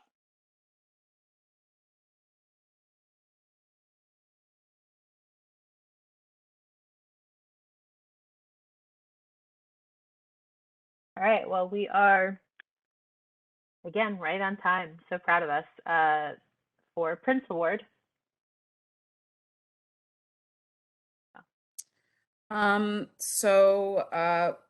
The Prince Committee was very busy this year. We had a lot of really good books to read, and we had a lot of readers that read for us. So we are basically looking for, books that are literary excellence. So some of the guidelines, but they're not absolutes, are story voice, style, setting accuracy, characters, theme, illustrations, and design. The book may be fiction, nonfiction, poetry, or an anthology. It had to be published between January 1st and December 31st of the year preceding, must be designated by its publisher as being a YA book. Works of joint authorship or editorship are eligible. The award may be given posthumously, and books previously published in another country are eligible.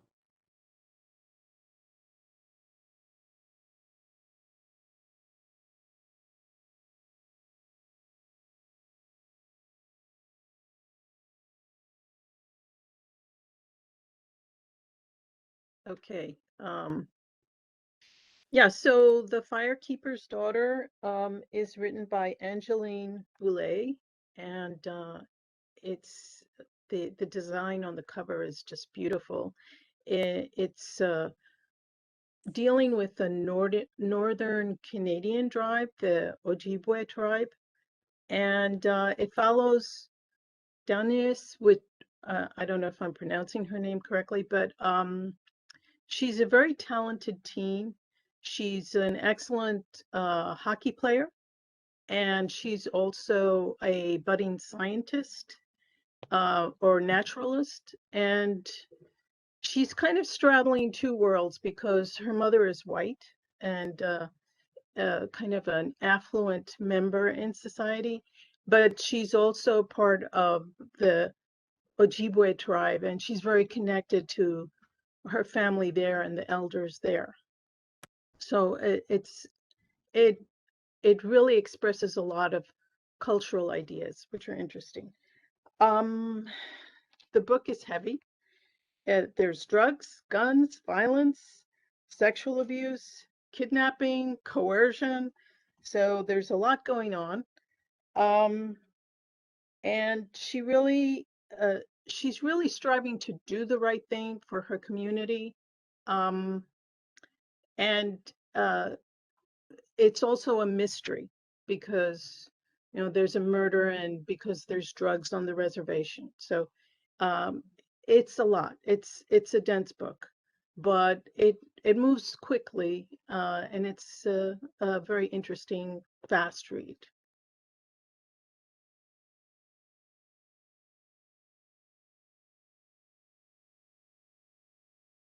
Okay. Last Night at the Holograph Club by Melinda Lowe is a historical coming-of-age story about Lily, a Chinese-American girl growing up in 1950s San Francisco.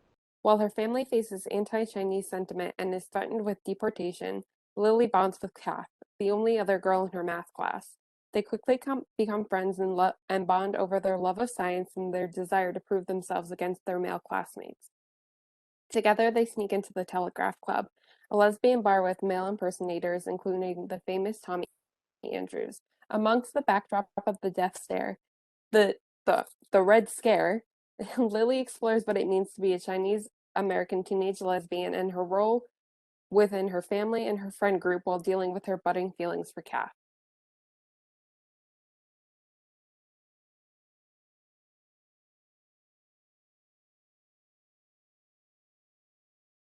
So, A Sitting in St. James by Rita Williams Garcia.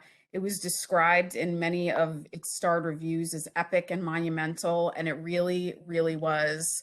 The book starts with Rita Williams Garcia writing, "Patience, there is no story without history," and she basically tells this epic story of a family beginning all the way during the French Revolution, where the matriarch is basically, forced to come to the United States because of the French Revolution. But the majority of the story takes place in 1860 Louisiana. This plantation and slave owning family And also there's a lot of characters, a lot of different perspectives from the different members of this family, and also the slaves that they own. And there's also mystery, a big mystery involved in it, and just murder and the horrible things that, you know, the slaves have to endure in the book. And but it ends in a hopeful way, because some of the characters do get what they deserve. But at first, you know, when I started it, I had my doubts. Whenever I pick up a very hefty book, I wonder, but this read so quick. I do have to say, though, it was extremely graphic. Some of the violence, there was a rape in it, but they were kind of necessary, I thought, to the story. So it was an excellent book.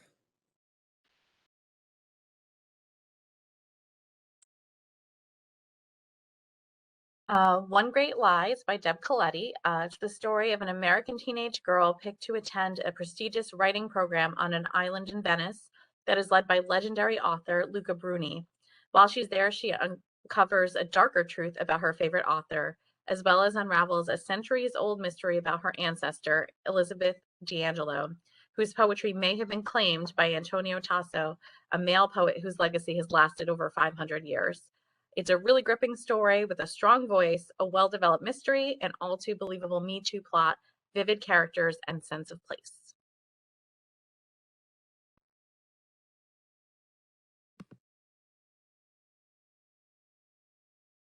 So Me Moth is it's a beautifully written book. It's a short book that's written in verse.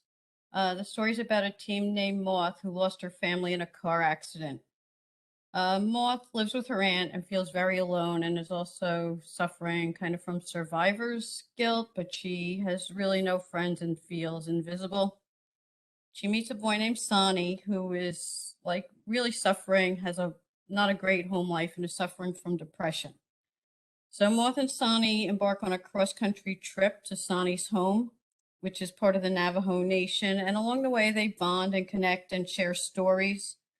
Their journey is surprising. I found it powerful and unforgettable, and it's an uplifting story about love, memories, diversity, identity, and there's a lot going on in such a short book.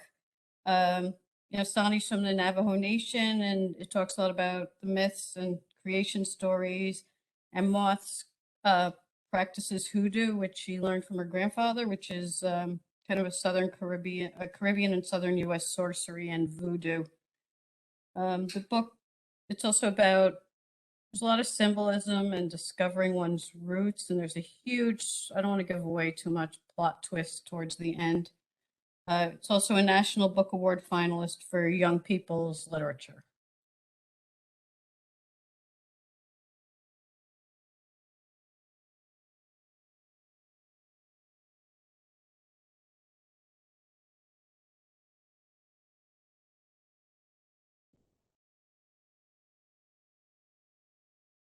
So I just want to make another case for sitting in St. James. I don't know, in a minute, I can't really do, it too much justice, but it's the characters were just so fully developed, I thought. And I think I was reading some interviews with Rita Williams Garcia, and very often like slave owners are seen as these evil caricatures. And she did a really good job, like making them into like fully developed people. And I mean, what they did and how they acted was still evil and horrible, but like she made them more real, and there was also like their own problems, like one of the son was gay and he was hiding it from his family. And so that was like another side plot. But it was a great book. I mean, this is not a book that I would probably give to most teens because of how graphic it was and how disturbing. But I mean, it was great.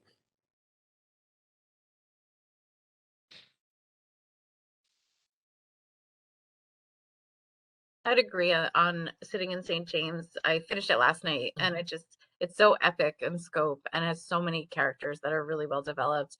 I remember months ago reading like the Kirkus review maybe, and it was like ages 16 and up. I'm like, ages 16 and up?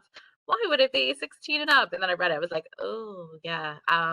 It it in some ways to me almost doesn't feel like a YA book. It feels a little bit like it should have been an adult book. But even I don't know. I think I can see it because the main characters are pretty young. I thought just I it took me a long time to get into this one. But I thought the writing was good. I didn't think it was like incredible like sentence level writing, but the characters and the plot were really really good. Carrie, I agree with you. I don't know why this was a YA book, and maybe I'm wrong, but to me, it seemed more like it could have been an adult book. And I'm going to be 100% honest, I could not get through this book. I read part of it, and maybe it's the timing with everything that's going on right now in the world and in our part of the world. I just found it too heavy. I needed to read something a little more uplifting. So I didn't finish it, so I can't really comment too much if it should be a winner or not, but I didn't really understand why this was a YA book. And I think it could win. I really do, from what I read of it and all the reviews I've read, but it wasn't for me, and I just had trouble getting into it.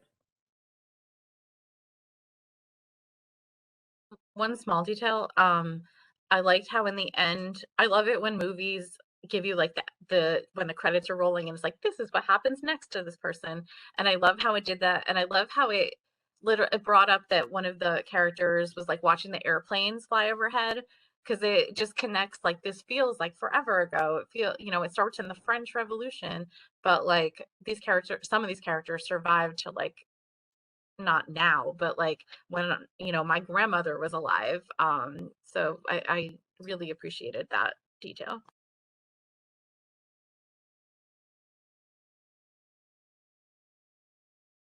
I was curious if you guys knew how Moth is doing as far as awards and stuff, because I thought it was really well written. I thought it was a literary book in some ways. I thought the poetry really worked, and for the type of story it was telling, and I felt very engaged with the characters, and then the twist towards the end really was very delightful in a sense. So I'm wondering how that book is doing.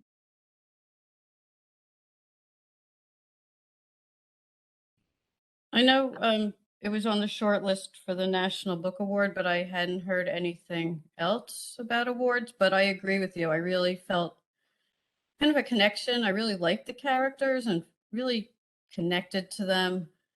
I didn't expect to like this book. I know you're not supposed to judge the book by its cover, but I found a little creepy, but the book I loved, and I think it worked being written in verse. I agree with everything Lupita just said, and I just thought it really worked. And it was one of my favorite YA books I read this year, and I know we all read a lot of them, but I just thought this was done really well, and I loved the twist at the end. Funny that you said that, Debbie, because like I kept picking this up and putting it down specifically because I just felt like the back cover didn't give it, I guess what your guys are saying, didn't do it justice at all. Because every time I'd be like, oh, maybe I want to read this. And then I'd read the synopsis and I'm like, nah. And I just did this with a teen yesterday. So I agree with like kind of what you're saying is I'm feeling like maybe the jacket cover just did not really serve the story itself that well. Unfortunately, most teens and middle school kids do judge books by their cover. It's too bad, but yeah, I agree. They could have done a better job with the cover. Oh, I disagree. I love the cover. I think it's incredible. I didn't read the jacket flap, so I don't know if the description is good or not. But I think the cover is really good. I don't know. I will say reading this book versus reading, which I read before. I read Starfish and Red, White, and Whole. This is a book that needed to be in poetry. I mean, the poetry is actual poetry. The format is the story for this one. You know, it's not just prose with line breaks. There's like there's structure to the poems, and the whole where she puts the names in the parentheses is like, you know, it just adds this little flavor that makes this book wholly its own. I didn't love this book like at the beginning, and then I got to the twist and I was like, yes. I don't know. The twist just made the whole book work for me. But I thought the writing was beautiful. I didn't love every single poem, but I loved the idea. I loved the idea of it, and I just loved how the storylines came together in the end. It's a really strong book. I finished it last night, so I agree. The twist was great at the end. I think it needed it. Can we talk about One Great Lie? Carrie, I have a problem with this one. I don't know. I don't know. I've never read a Deb Coletti book before, so this was my first one. But I had a hard time getting through this. I don't know if it was just the repetition and just the style, but I didn't think I was going to make it towards the end there. I liked the story. The plot was strong. I thought character development wise, like she was a very interesting character, and I liked the viewpoint, but it was just there's something about the repetition that I just couldn't get past. Like I had to walk away from it a couple of times. So just wondering if anybody else had a hard time getting through this one. Or if it was just me. I mean, I don't have anything like great to add, just that I had a hard time because I thought it was boring. Yes, okay. It was a little boring. I mean, yeah. It took a while to get into. I just read, did you guys ever read the book Mad, Bad, and Dangerous to Know? No. It's about a girl who is spending a summer in, I believe, France, and her goal is to find out, essentially, it's her like favorite poem or something like that is written, or artwork is actually done by a woman. So it was the same kind of story as that one, as One Great Lie. So I wasn't like, I approached the book, I was like, okay. It's a little different because One Great Lie has more to do with like Me Too and everything like that. But this one also didn't blow me out of the water. So I agree. I liked it. I did also find it a little repetitive and a little slow. I liked the characters, and I also thought it was a little predictable. So I did read the whole thing, and I did like it, but I didn't love it, I would say. I read an interview by, I think, the author, maybe it was a review, and someone said it was supposed to be read almost like a fairy tale. And that's why it's supposed to be kind of predictable. But I was like, I don't really know if I agree with that. So, like, you know that Luca is like the big bad wolf of the story, kind of, but I wasn't sure if I agreed with that sort of storytelling aspect. I obviously love the book because I made you all read it. But for me, the strength of the book is the voice. But I think the voice is either a love it or hate it sort of thing. And I know you're not supposed to talk about her other books, but I read this one and I was like, oh, I should read those 2 other books by her I didn't read. And I went back and I couldn't read one of the other ones. I'm like, I need to take a break because her sense of voice is so strong, it can be a bit off-putting. I liked how it both feels like the narration is very I don't know what word I want to use, but it's like a very elaborate, it's like a very like wordy narration. And it feels very like almost formal isn't the right word, but you know, it's like elaborate the way she words things. And then every now and then she throws in like a teenagerism, like, or whatever in the story. And I just like I love the way the voice works. I liked the mystery. I did think the mystery was pretty predictable. I also thought it was like pretty insane that they have a 500-year-old book in their basement, just from an archival point of view. And the only thing I really didn't like about the book is I thought the love story was kind of unnecessary and very insta-lovey. I don't really appreciate insta-lovey love stories. But I liked the characters. I love the narration. And I think it has a shot. It's probably a long shot, but it's a shot.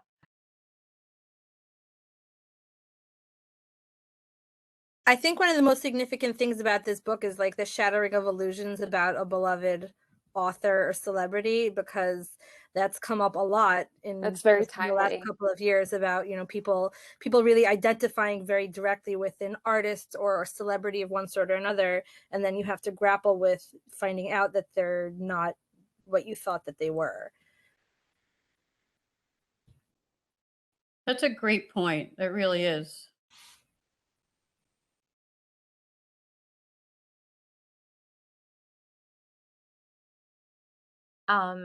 I guess we can move to Firekeeper's Daughter. It took me forever to get into this book, and I was like, oh, this book is going to kill me. And then, yeah, I don't know what point it was, but very soon into it, I was like, boom, and I read the whole thing. It was so powerful. It has like it's much like Sitting in St. James. It has like the largest bench of characters, and every single character is very differentiated. They all feel like their own person. I love how there's a mystery where at any point you're like, literally any character in this entire book could have been involved in this mystery, which I thought was really well done. I also, from a language perspective, love how she gave you the Ojibwe words and kind of expected you to learn the language, because the first time she did translate after, which I know was semi-controversial, but then 25 pages later she's using that word again. If you got to remember it from the first time you read it, so it kind of teaches you the language as you're reading, which I thought was a really beautiful thing. Just the specificity of the book, like that, and that ending where they have the ceremony, it just like rips your guts out. Like it's so upsetting and beautiful at the same time. And yeah, I loved everything about this book. It did. I said, other than the first like 30 pages where I was like, oh, do I have to read this? Once I got past that, I was in. I don't know if you guys heard, but as soon as Carrie brought it up, I unmuted myself getting ready to talk, and someone at my home in the background was like, oh yeah, you really liked that one. And I was like, I loved it, which is interesting because when I finished it, my first thought was, oh, this feels a little bit like a sort of trite plot line. Like when they ended, like you could see it being like a TV show, but she did it so beautifully, like including so many like personalized and understanding of what it is to like live on a reservation now in modern time, like where our government fails, the tribal government, and where there's just so many things that you don't necessarily consider not living on a reservation, like how how modern day just is, I don't know, like doesn't support them, right? Just doesn't support these citizens. And I don't know, I loved it too, Carrie. I just thought it was like mind blowing, and all the characters. And I actually really, really loved how she included the double agent, who is I get like he's from a tribe, but he's not really sure what tribe it is because he was adopted and raised outside of his tribe. And I just thought that was such a wonderful character to include, because so many of these children were displaced, and to give them a voice too in it, and to say like, we still think of you, we still love you, we still include you, I thought was like super powerful, because I had read another like juvenile book that seemed to kind of eliminate that there might be other Native American children that don't necessarily know their tribe or know their family. And I thought that was really important that she included that aspect, right? That these children did exist and do exist. And yeah, I don't know. I just thought that was great. It also took me, I want to say maybe 100 pages to get into the book. And then once I hit that 100 pages, I was like, okay, let's go. And I read it when it first came out, which I think was the beginning of last year. And then I read it again for this. And it's such a good mystery, but she dropped so many hints about who actually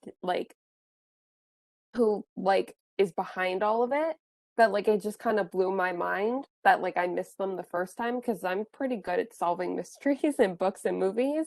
So I was impressed. So one thing that I loved about this one, because I really, really loved this book, was we read so many books that the main character is coming from a certain culture or identity or whatever it is, and they have some kind of issue with it. They're fighting against it. They're fighting against their family or some kind of cultural expectations. And those stories are really they're often so amazing, and they're fascinating, and they're stories that people should listen to and all that. But what I loved about this is that she wasn't fighting it. She knew who she was, and she was very immersed. And that was fine. It was good. She liked how it added to her life instead of being something she had to struggle with. And I found that really refreshing. Because honestly, I'm Orthodox Jewish, and to some degree, I really identified with her as somebody whose culture really pervades every part of their life in a way that outsiders won't necessarily comprehend. So that for me to read this book as a teen, I would have caught on to that, and it would have been really special to me.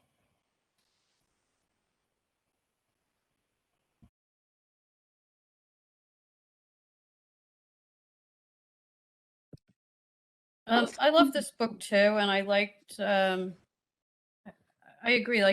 Donis was just so true to herself. She knew who she was and knew what she wanted. I felt, and I liked learning about the tribe and their customs, and how she was really in between both worlds. I got into this one right away, not like the Sitting in St. James where I just couldn't get into it. But even though this was a little heavy and dealt with some topics, violence and the drugs and the murders, I really enjoyed this book, and I did like the suspense and mystery element to it, as well as the learning about the Indian tribes and Native American, I should say, and sorry about that.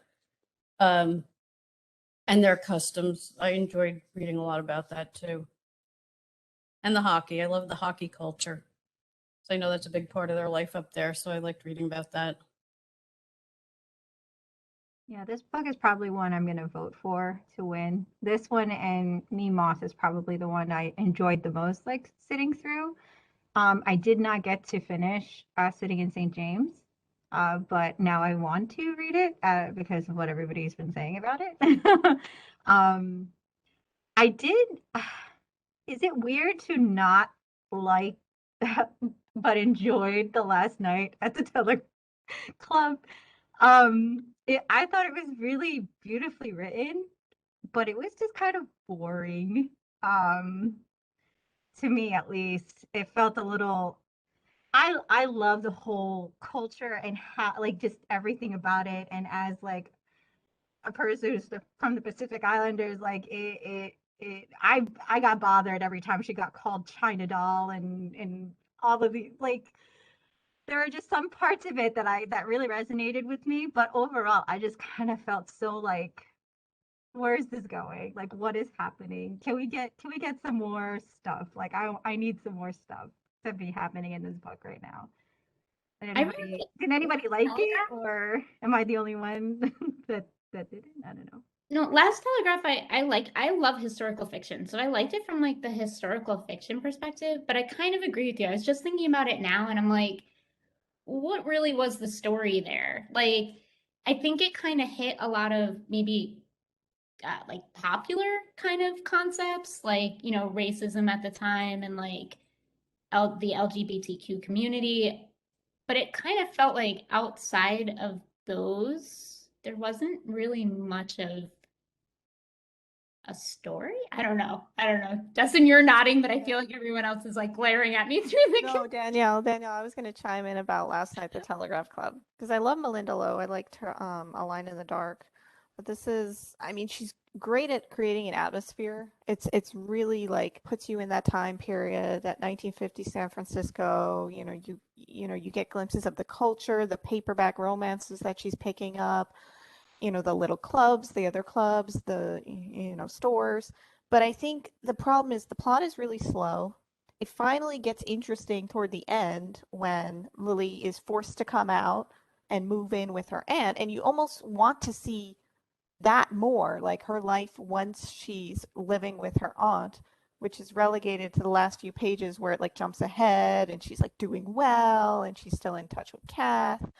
And also the character development, like Shirley as her best friend is just annoying, and Shirley doesn't really serve a purpose, and she doesn't even like do at the end of the book. Shirley kind of disappears. We don't even know what happened to Shirley. And Kath herself, yes, she's the love interest, but she doesn't really have her own background aside from being interested in airplanes and STEM, which is unique for a woman at the time, perhaps, but she's actually poorly developed. So I felt bad for after reading this and not liking this because I like Melinda Lowe, but I don't think that this is the best of her work. I feel like I shouldn't be like saying anything negative about this book, but because it's my book, but I agree with a lot of what everyone seems to say about the book. It is slow, and it does pick up in the last like few chapters. But overall, I think the book is so strongly about identity and how to reclaim your identity in a society that's so against you because one, it's during the Red Scare in the 1950s where both the gay and lesbian community and the Chinese American community or anyone they thought to be Chinese were in danger. So what it means to be living during that time. And that's why I really liked the book so much, even though it was really slow and it had its issues. Like overall, I thought that was a really strong theme throughout the book.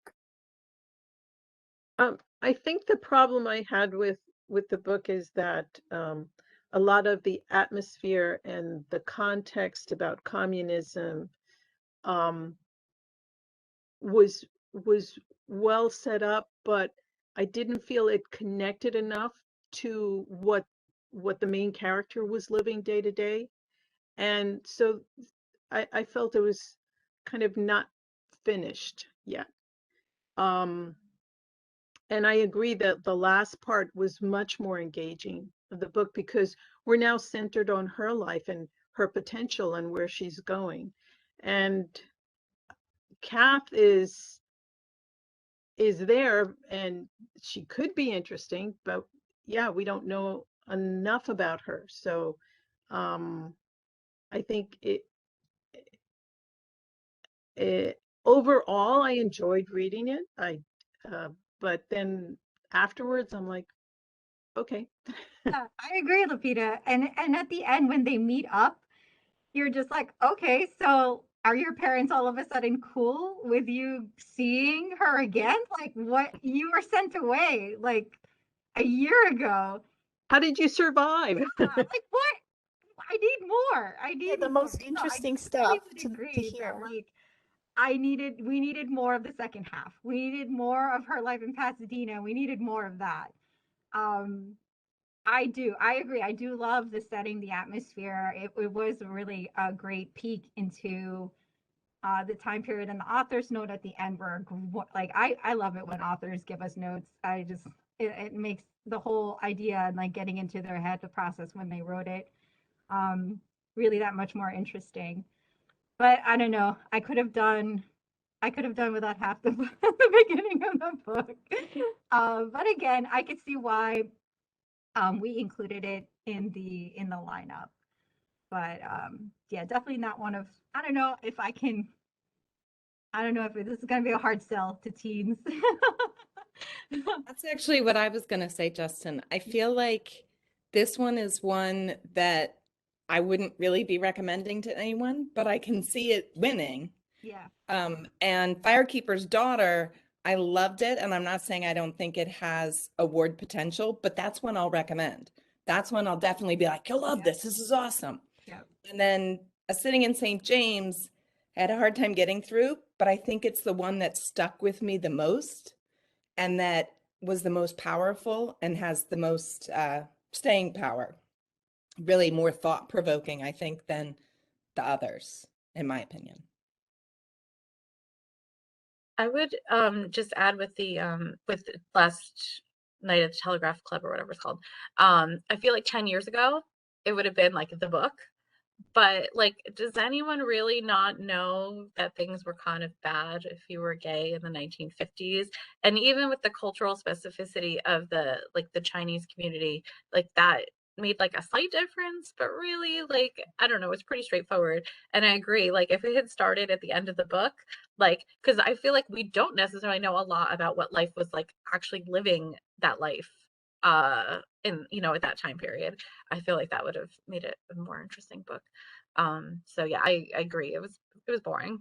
When it won the National Book Award, I was actually kind of surprised, but you know, whatever.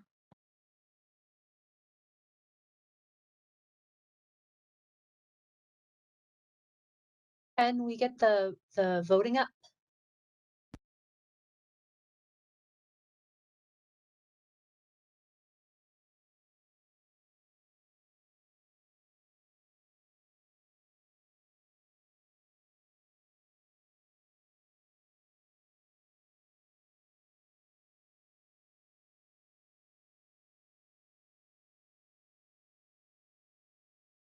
It's really fun to watch those bars.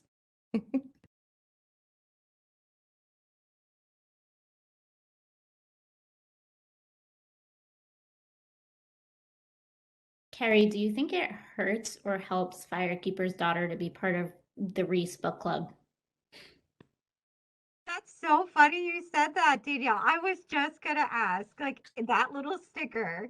I seriously, every single book I've picked up last year that had that sticker, I've enjoyed, and I hate that I do Yeah, you that. like it? I know, same thing. I like wanted to like peel it off the book cover because I was like, Oh, Reese, I love you, but no, like I want to find books on my own. Kind of deal. Yeah, I feel like the committee probably can't actually consider that, but it could. I guess it could shade their opinion of the book. I don't know. I think they're like probably above judgment of that. I mean, she has picked some good books, so you never know. I mean, I feel like this is.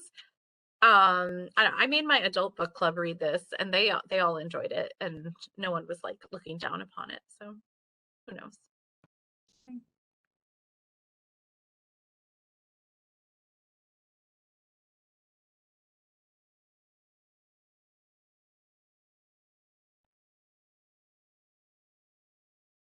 I like that we're all like staring at the little poll thing on the bottom, this on the side of the screen. We're all like, It's like a horse race. and you know, it's like, ooh, but I don't know. This is looking pretty over. Not Prince-worthy, but I just wanted to say I was so excited for Box in the Woods to come out, the fourth Truly Devious book. If anybody has not yet read Truly Devious, you're really missing out. So I've honestly been waiting to finish all of this so I can read that. isn't it? Oh, I seriously Great series. Great. love that series. It's that's so good. like the best series I think that's come out of YA in the last few years. Is Like Truly every Devious. single book that's come out is strong. Like I honestly, amazing. I was like this. Like every single like mystery is just like better than the last one. Like it's really good. I agree. I love her character and how a little dysfunctional she is. Yeah. You know, she's great. I just like a little dysfunctionality, Lupita. it's so well done, and it's like some of YA is so silly, and this is like not silly. It's just I give it to adults too. It's just so great. I is was it better to skeptical of. read or listen to? What happened? Is it better to read or listen to? I don't know that it matters. I've only really read it. I don't think I've listened to it. I don't know, but I don't know that it would hurt it necessarily to listen. But it's like a great mystery, and there's some even like historical fiction thrown in there. Well, yeah, no, even in Box in the Woods, I guess too. But it's great. So I'm always skeptical about like planned trilogies and oh, we added a fourth book and I'm like, oh, that's not going to be good, and it was. It really was. Okay, this is an aside and it's not really YA, although I think it could be YA. Murderbot series. It's a sci-fi series about a very dysfunctional robot who's awesome. My brother's been telling me I have to read that. You Not have that I to wouldn't read that. listen to him, but I will listen to you, Lupita. And that's not YA. The cover looks pretty YA. I know.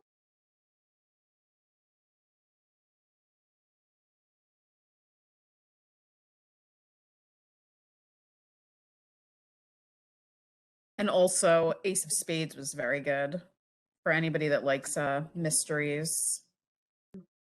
I think that's on our best list as well. That has been checked out 100% of the time at my library. It's never on the shelf. Say the title again. You read that one, right, Britt? That's the Yeah, one with, I really enjoyed that one. It was Ace of Spades. The author's last name I think is like Farika. Somebody She's very young. The blurb is Gossip Girl meets Get Out, and I thought that was fairly accurate. I had my assistant read that one and she wasn't sure if she liked it. I'm not sure why. I can't remember why. Sorry, I shouldn't have said that because I just like put it out there like she didn't it's like okay. it. No, That's reason right. why. Allowed to not like things. It's fine. I didn't enjoy Aristotle and Dante, the second one, as much as I wanted to. That's okay. Did you reread the first one before you read the second one? Because I haven't read the first one in like 10 years, so I think I have to reread it. No, but I should have either even tried to listen to it at least. But maybe my opinion would change if I did. No, I listened to I re-listened to the first one, which is one of my all-time favorites, and I actually I had it out on Libby, the audio of Dive Into the Waters, and I returned it because I had other reading to do like for this, but I don't know. I felt like it was ruining the characters for me in the story. I was getting really mad at Ari too. He peaked too fast, too soon in the book. Like, where is this book going? Like halfway through, it was just like, I don't know. It was just too much, but it was, again, his writing style is so beautiful. Like you can't help but read it. But again, I just felt like it didn't really go anywhere. It was already here. And I don't know. It's also worth listening to Lin-Manuel Miranda read it. He's amazing.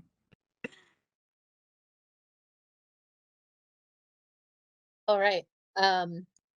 So I think it's pretty safe to say that The Firekeeper's Daughter is the Prince Mock Award winner, followed by A Sitting in St. James, and then Me, Moth, and then sadly no one voted for either One Great Lie or Last Night at the Telegraph Club.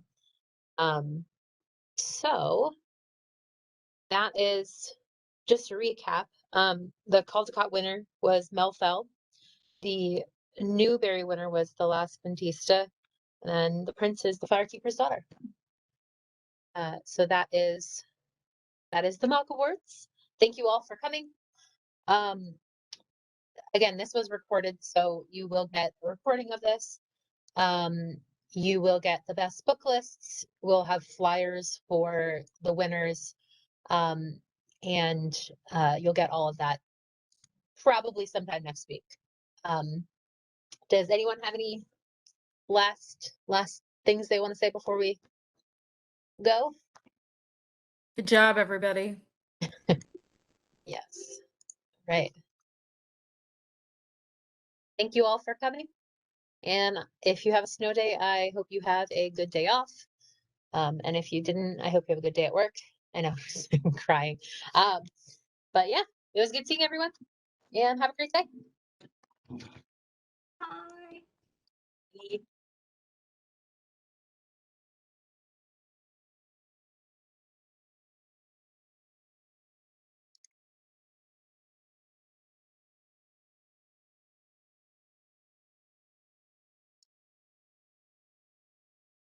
Caitlin? Yes. Let's see. So oh wow. I'll be sending the evaluation to everyone. Oh, I forgot about that. And I think you mentioned next week they would receive, was it the list of winners? Was it some flyers and a new book list? So they will get the best book list, the craft idea and extension activities for the Caldecott books, and then flyers for award winners and contenders, like who won, basically. Okay. Yeah. And we have, I think, most of those things besides the like actual winner flyers, because obviously we didn't know who was going to win. So everything else I think is already made and pretty much ready to go. Okay, perfect. So I'll send the evaluation this afternoon, and then Awesome. next week can be everything that you mentioned, and I'll draft the short cobalt, and I'll send that to you and Michelle to Okay. take a look. Okay, awesome. All right. Is there anything, Joseph, that we need to do before we go? Nope. Once the recording is available, I will just edit it down. I think there's just a little bit at the beginning that probably need to be cut off. And Sure. I will also send you the poll results if you want it. Yeah, that would be good. I wrote down the winners, but I was like, dang, and I forgot to write down who like was the runner up and whatever. So yeah, that would Yeah, be it'll break it. We can actually break it down by user, but I don't think you want that. good. No. But yeah, I'll send you the results as well. Is it possible to get the chat transcript? Mm-hmm. Oh, cool. Can we do that too? Yep. Awesome. All right. I think that. Can I ask, Joseph, can I ask a question about the polling? Yeah. Do you have to vote in order to see the results in real time? Yes. It looks like it. Yeah. It looks like you Okay. actually have to. Yeah. I was like, I did that with the Newberry. I was like sitting there, I was waiting. I was like, why is nobody voting? I like asked like 10 times, and then I was like, oh, it's me. I'm the problem. Okay. All right. Well, it was good seeing you all. Thank you. Thank you for setting all this up. I'm sure it was annoying, but thank you. Nope, no problem at all. Joseph This is was awesome. really great. I'm glad I was involved in this. This was really cool to be a part of today. Oh, well, thank you. That's nice to hear. Yeah. You guys did an awesome job. Everything just flowed very, very well. You know, each person just jumped in, and you did a great job, Caitlin, with the monitoring the presentation. I was trying my best. I'm It surprised. was really nice to hear people actually discuss. Yeah. Because we do a lot of things where like nobody talks through the whole thing, but this was Yeah. great. Yeah, there were a few. I am not someone who handles silences well, so the very few silences that there were, I was mentally panicking, but it really wasn't like bad. So that was good to see. Yeah, I thought there were people were definitely passionate about their reading and sharing their opinions and everything. Yeah. And I was For thinking, sure. I'm sorry, who did? So I was thinking with I know it's already like for next year, but I was thinking maybe in the recap, we could just mention that we look for people to help read the books and, even outside the committee. But Sure. I'm not exactly sure how to phrase that. So maybe I'll just like I'll leave a blank space in the recap, and maybe you could just fill that in for me. Sure. Yeah. And then, and then again, as it gets closer, the call for other readers could go out, but at least maybe we just kind of plant the seed. Yeah. Yeah. For sure. Yeah. I thought you guys did a great job. It was good. It was good. All right. Well, I'm gonna go do some stuff. Have a good day. Thank you All again. right. Have a good weekend, everyone. Thank All right. you. Bye-bye. Bye-bye. Thanks, Haley. Thanks, Joseph. Thanks, Caitlin. Thank you. Leave meeting.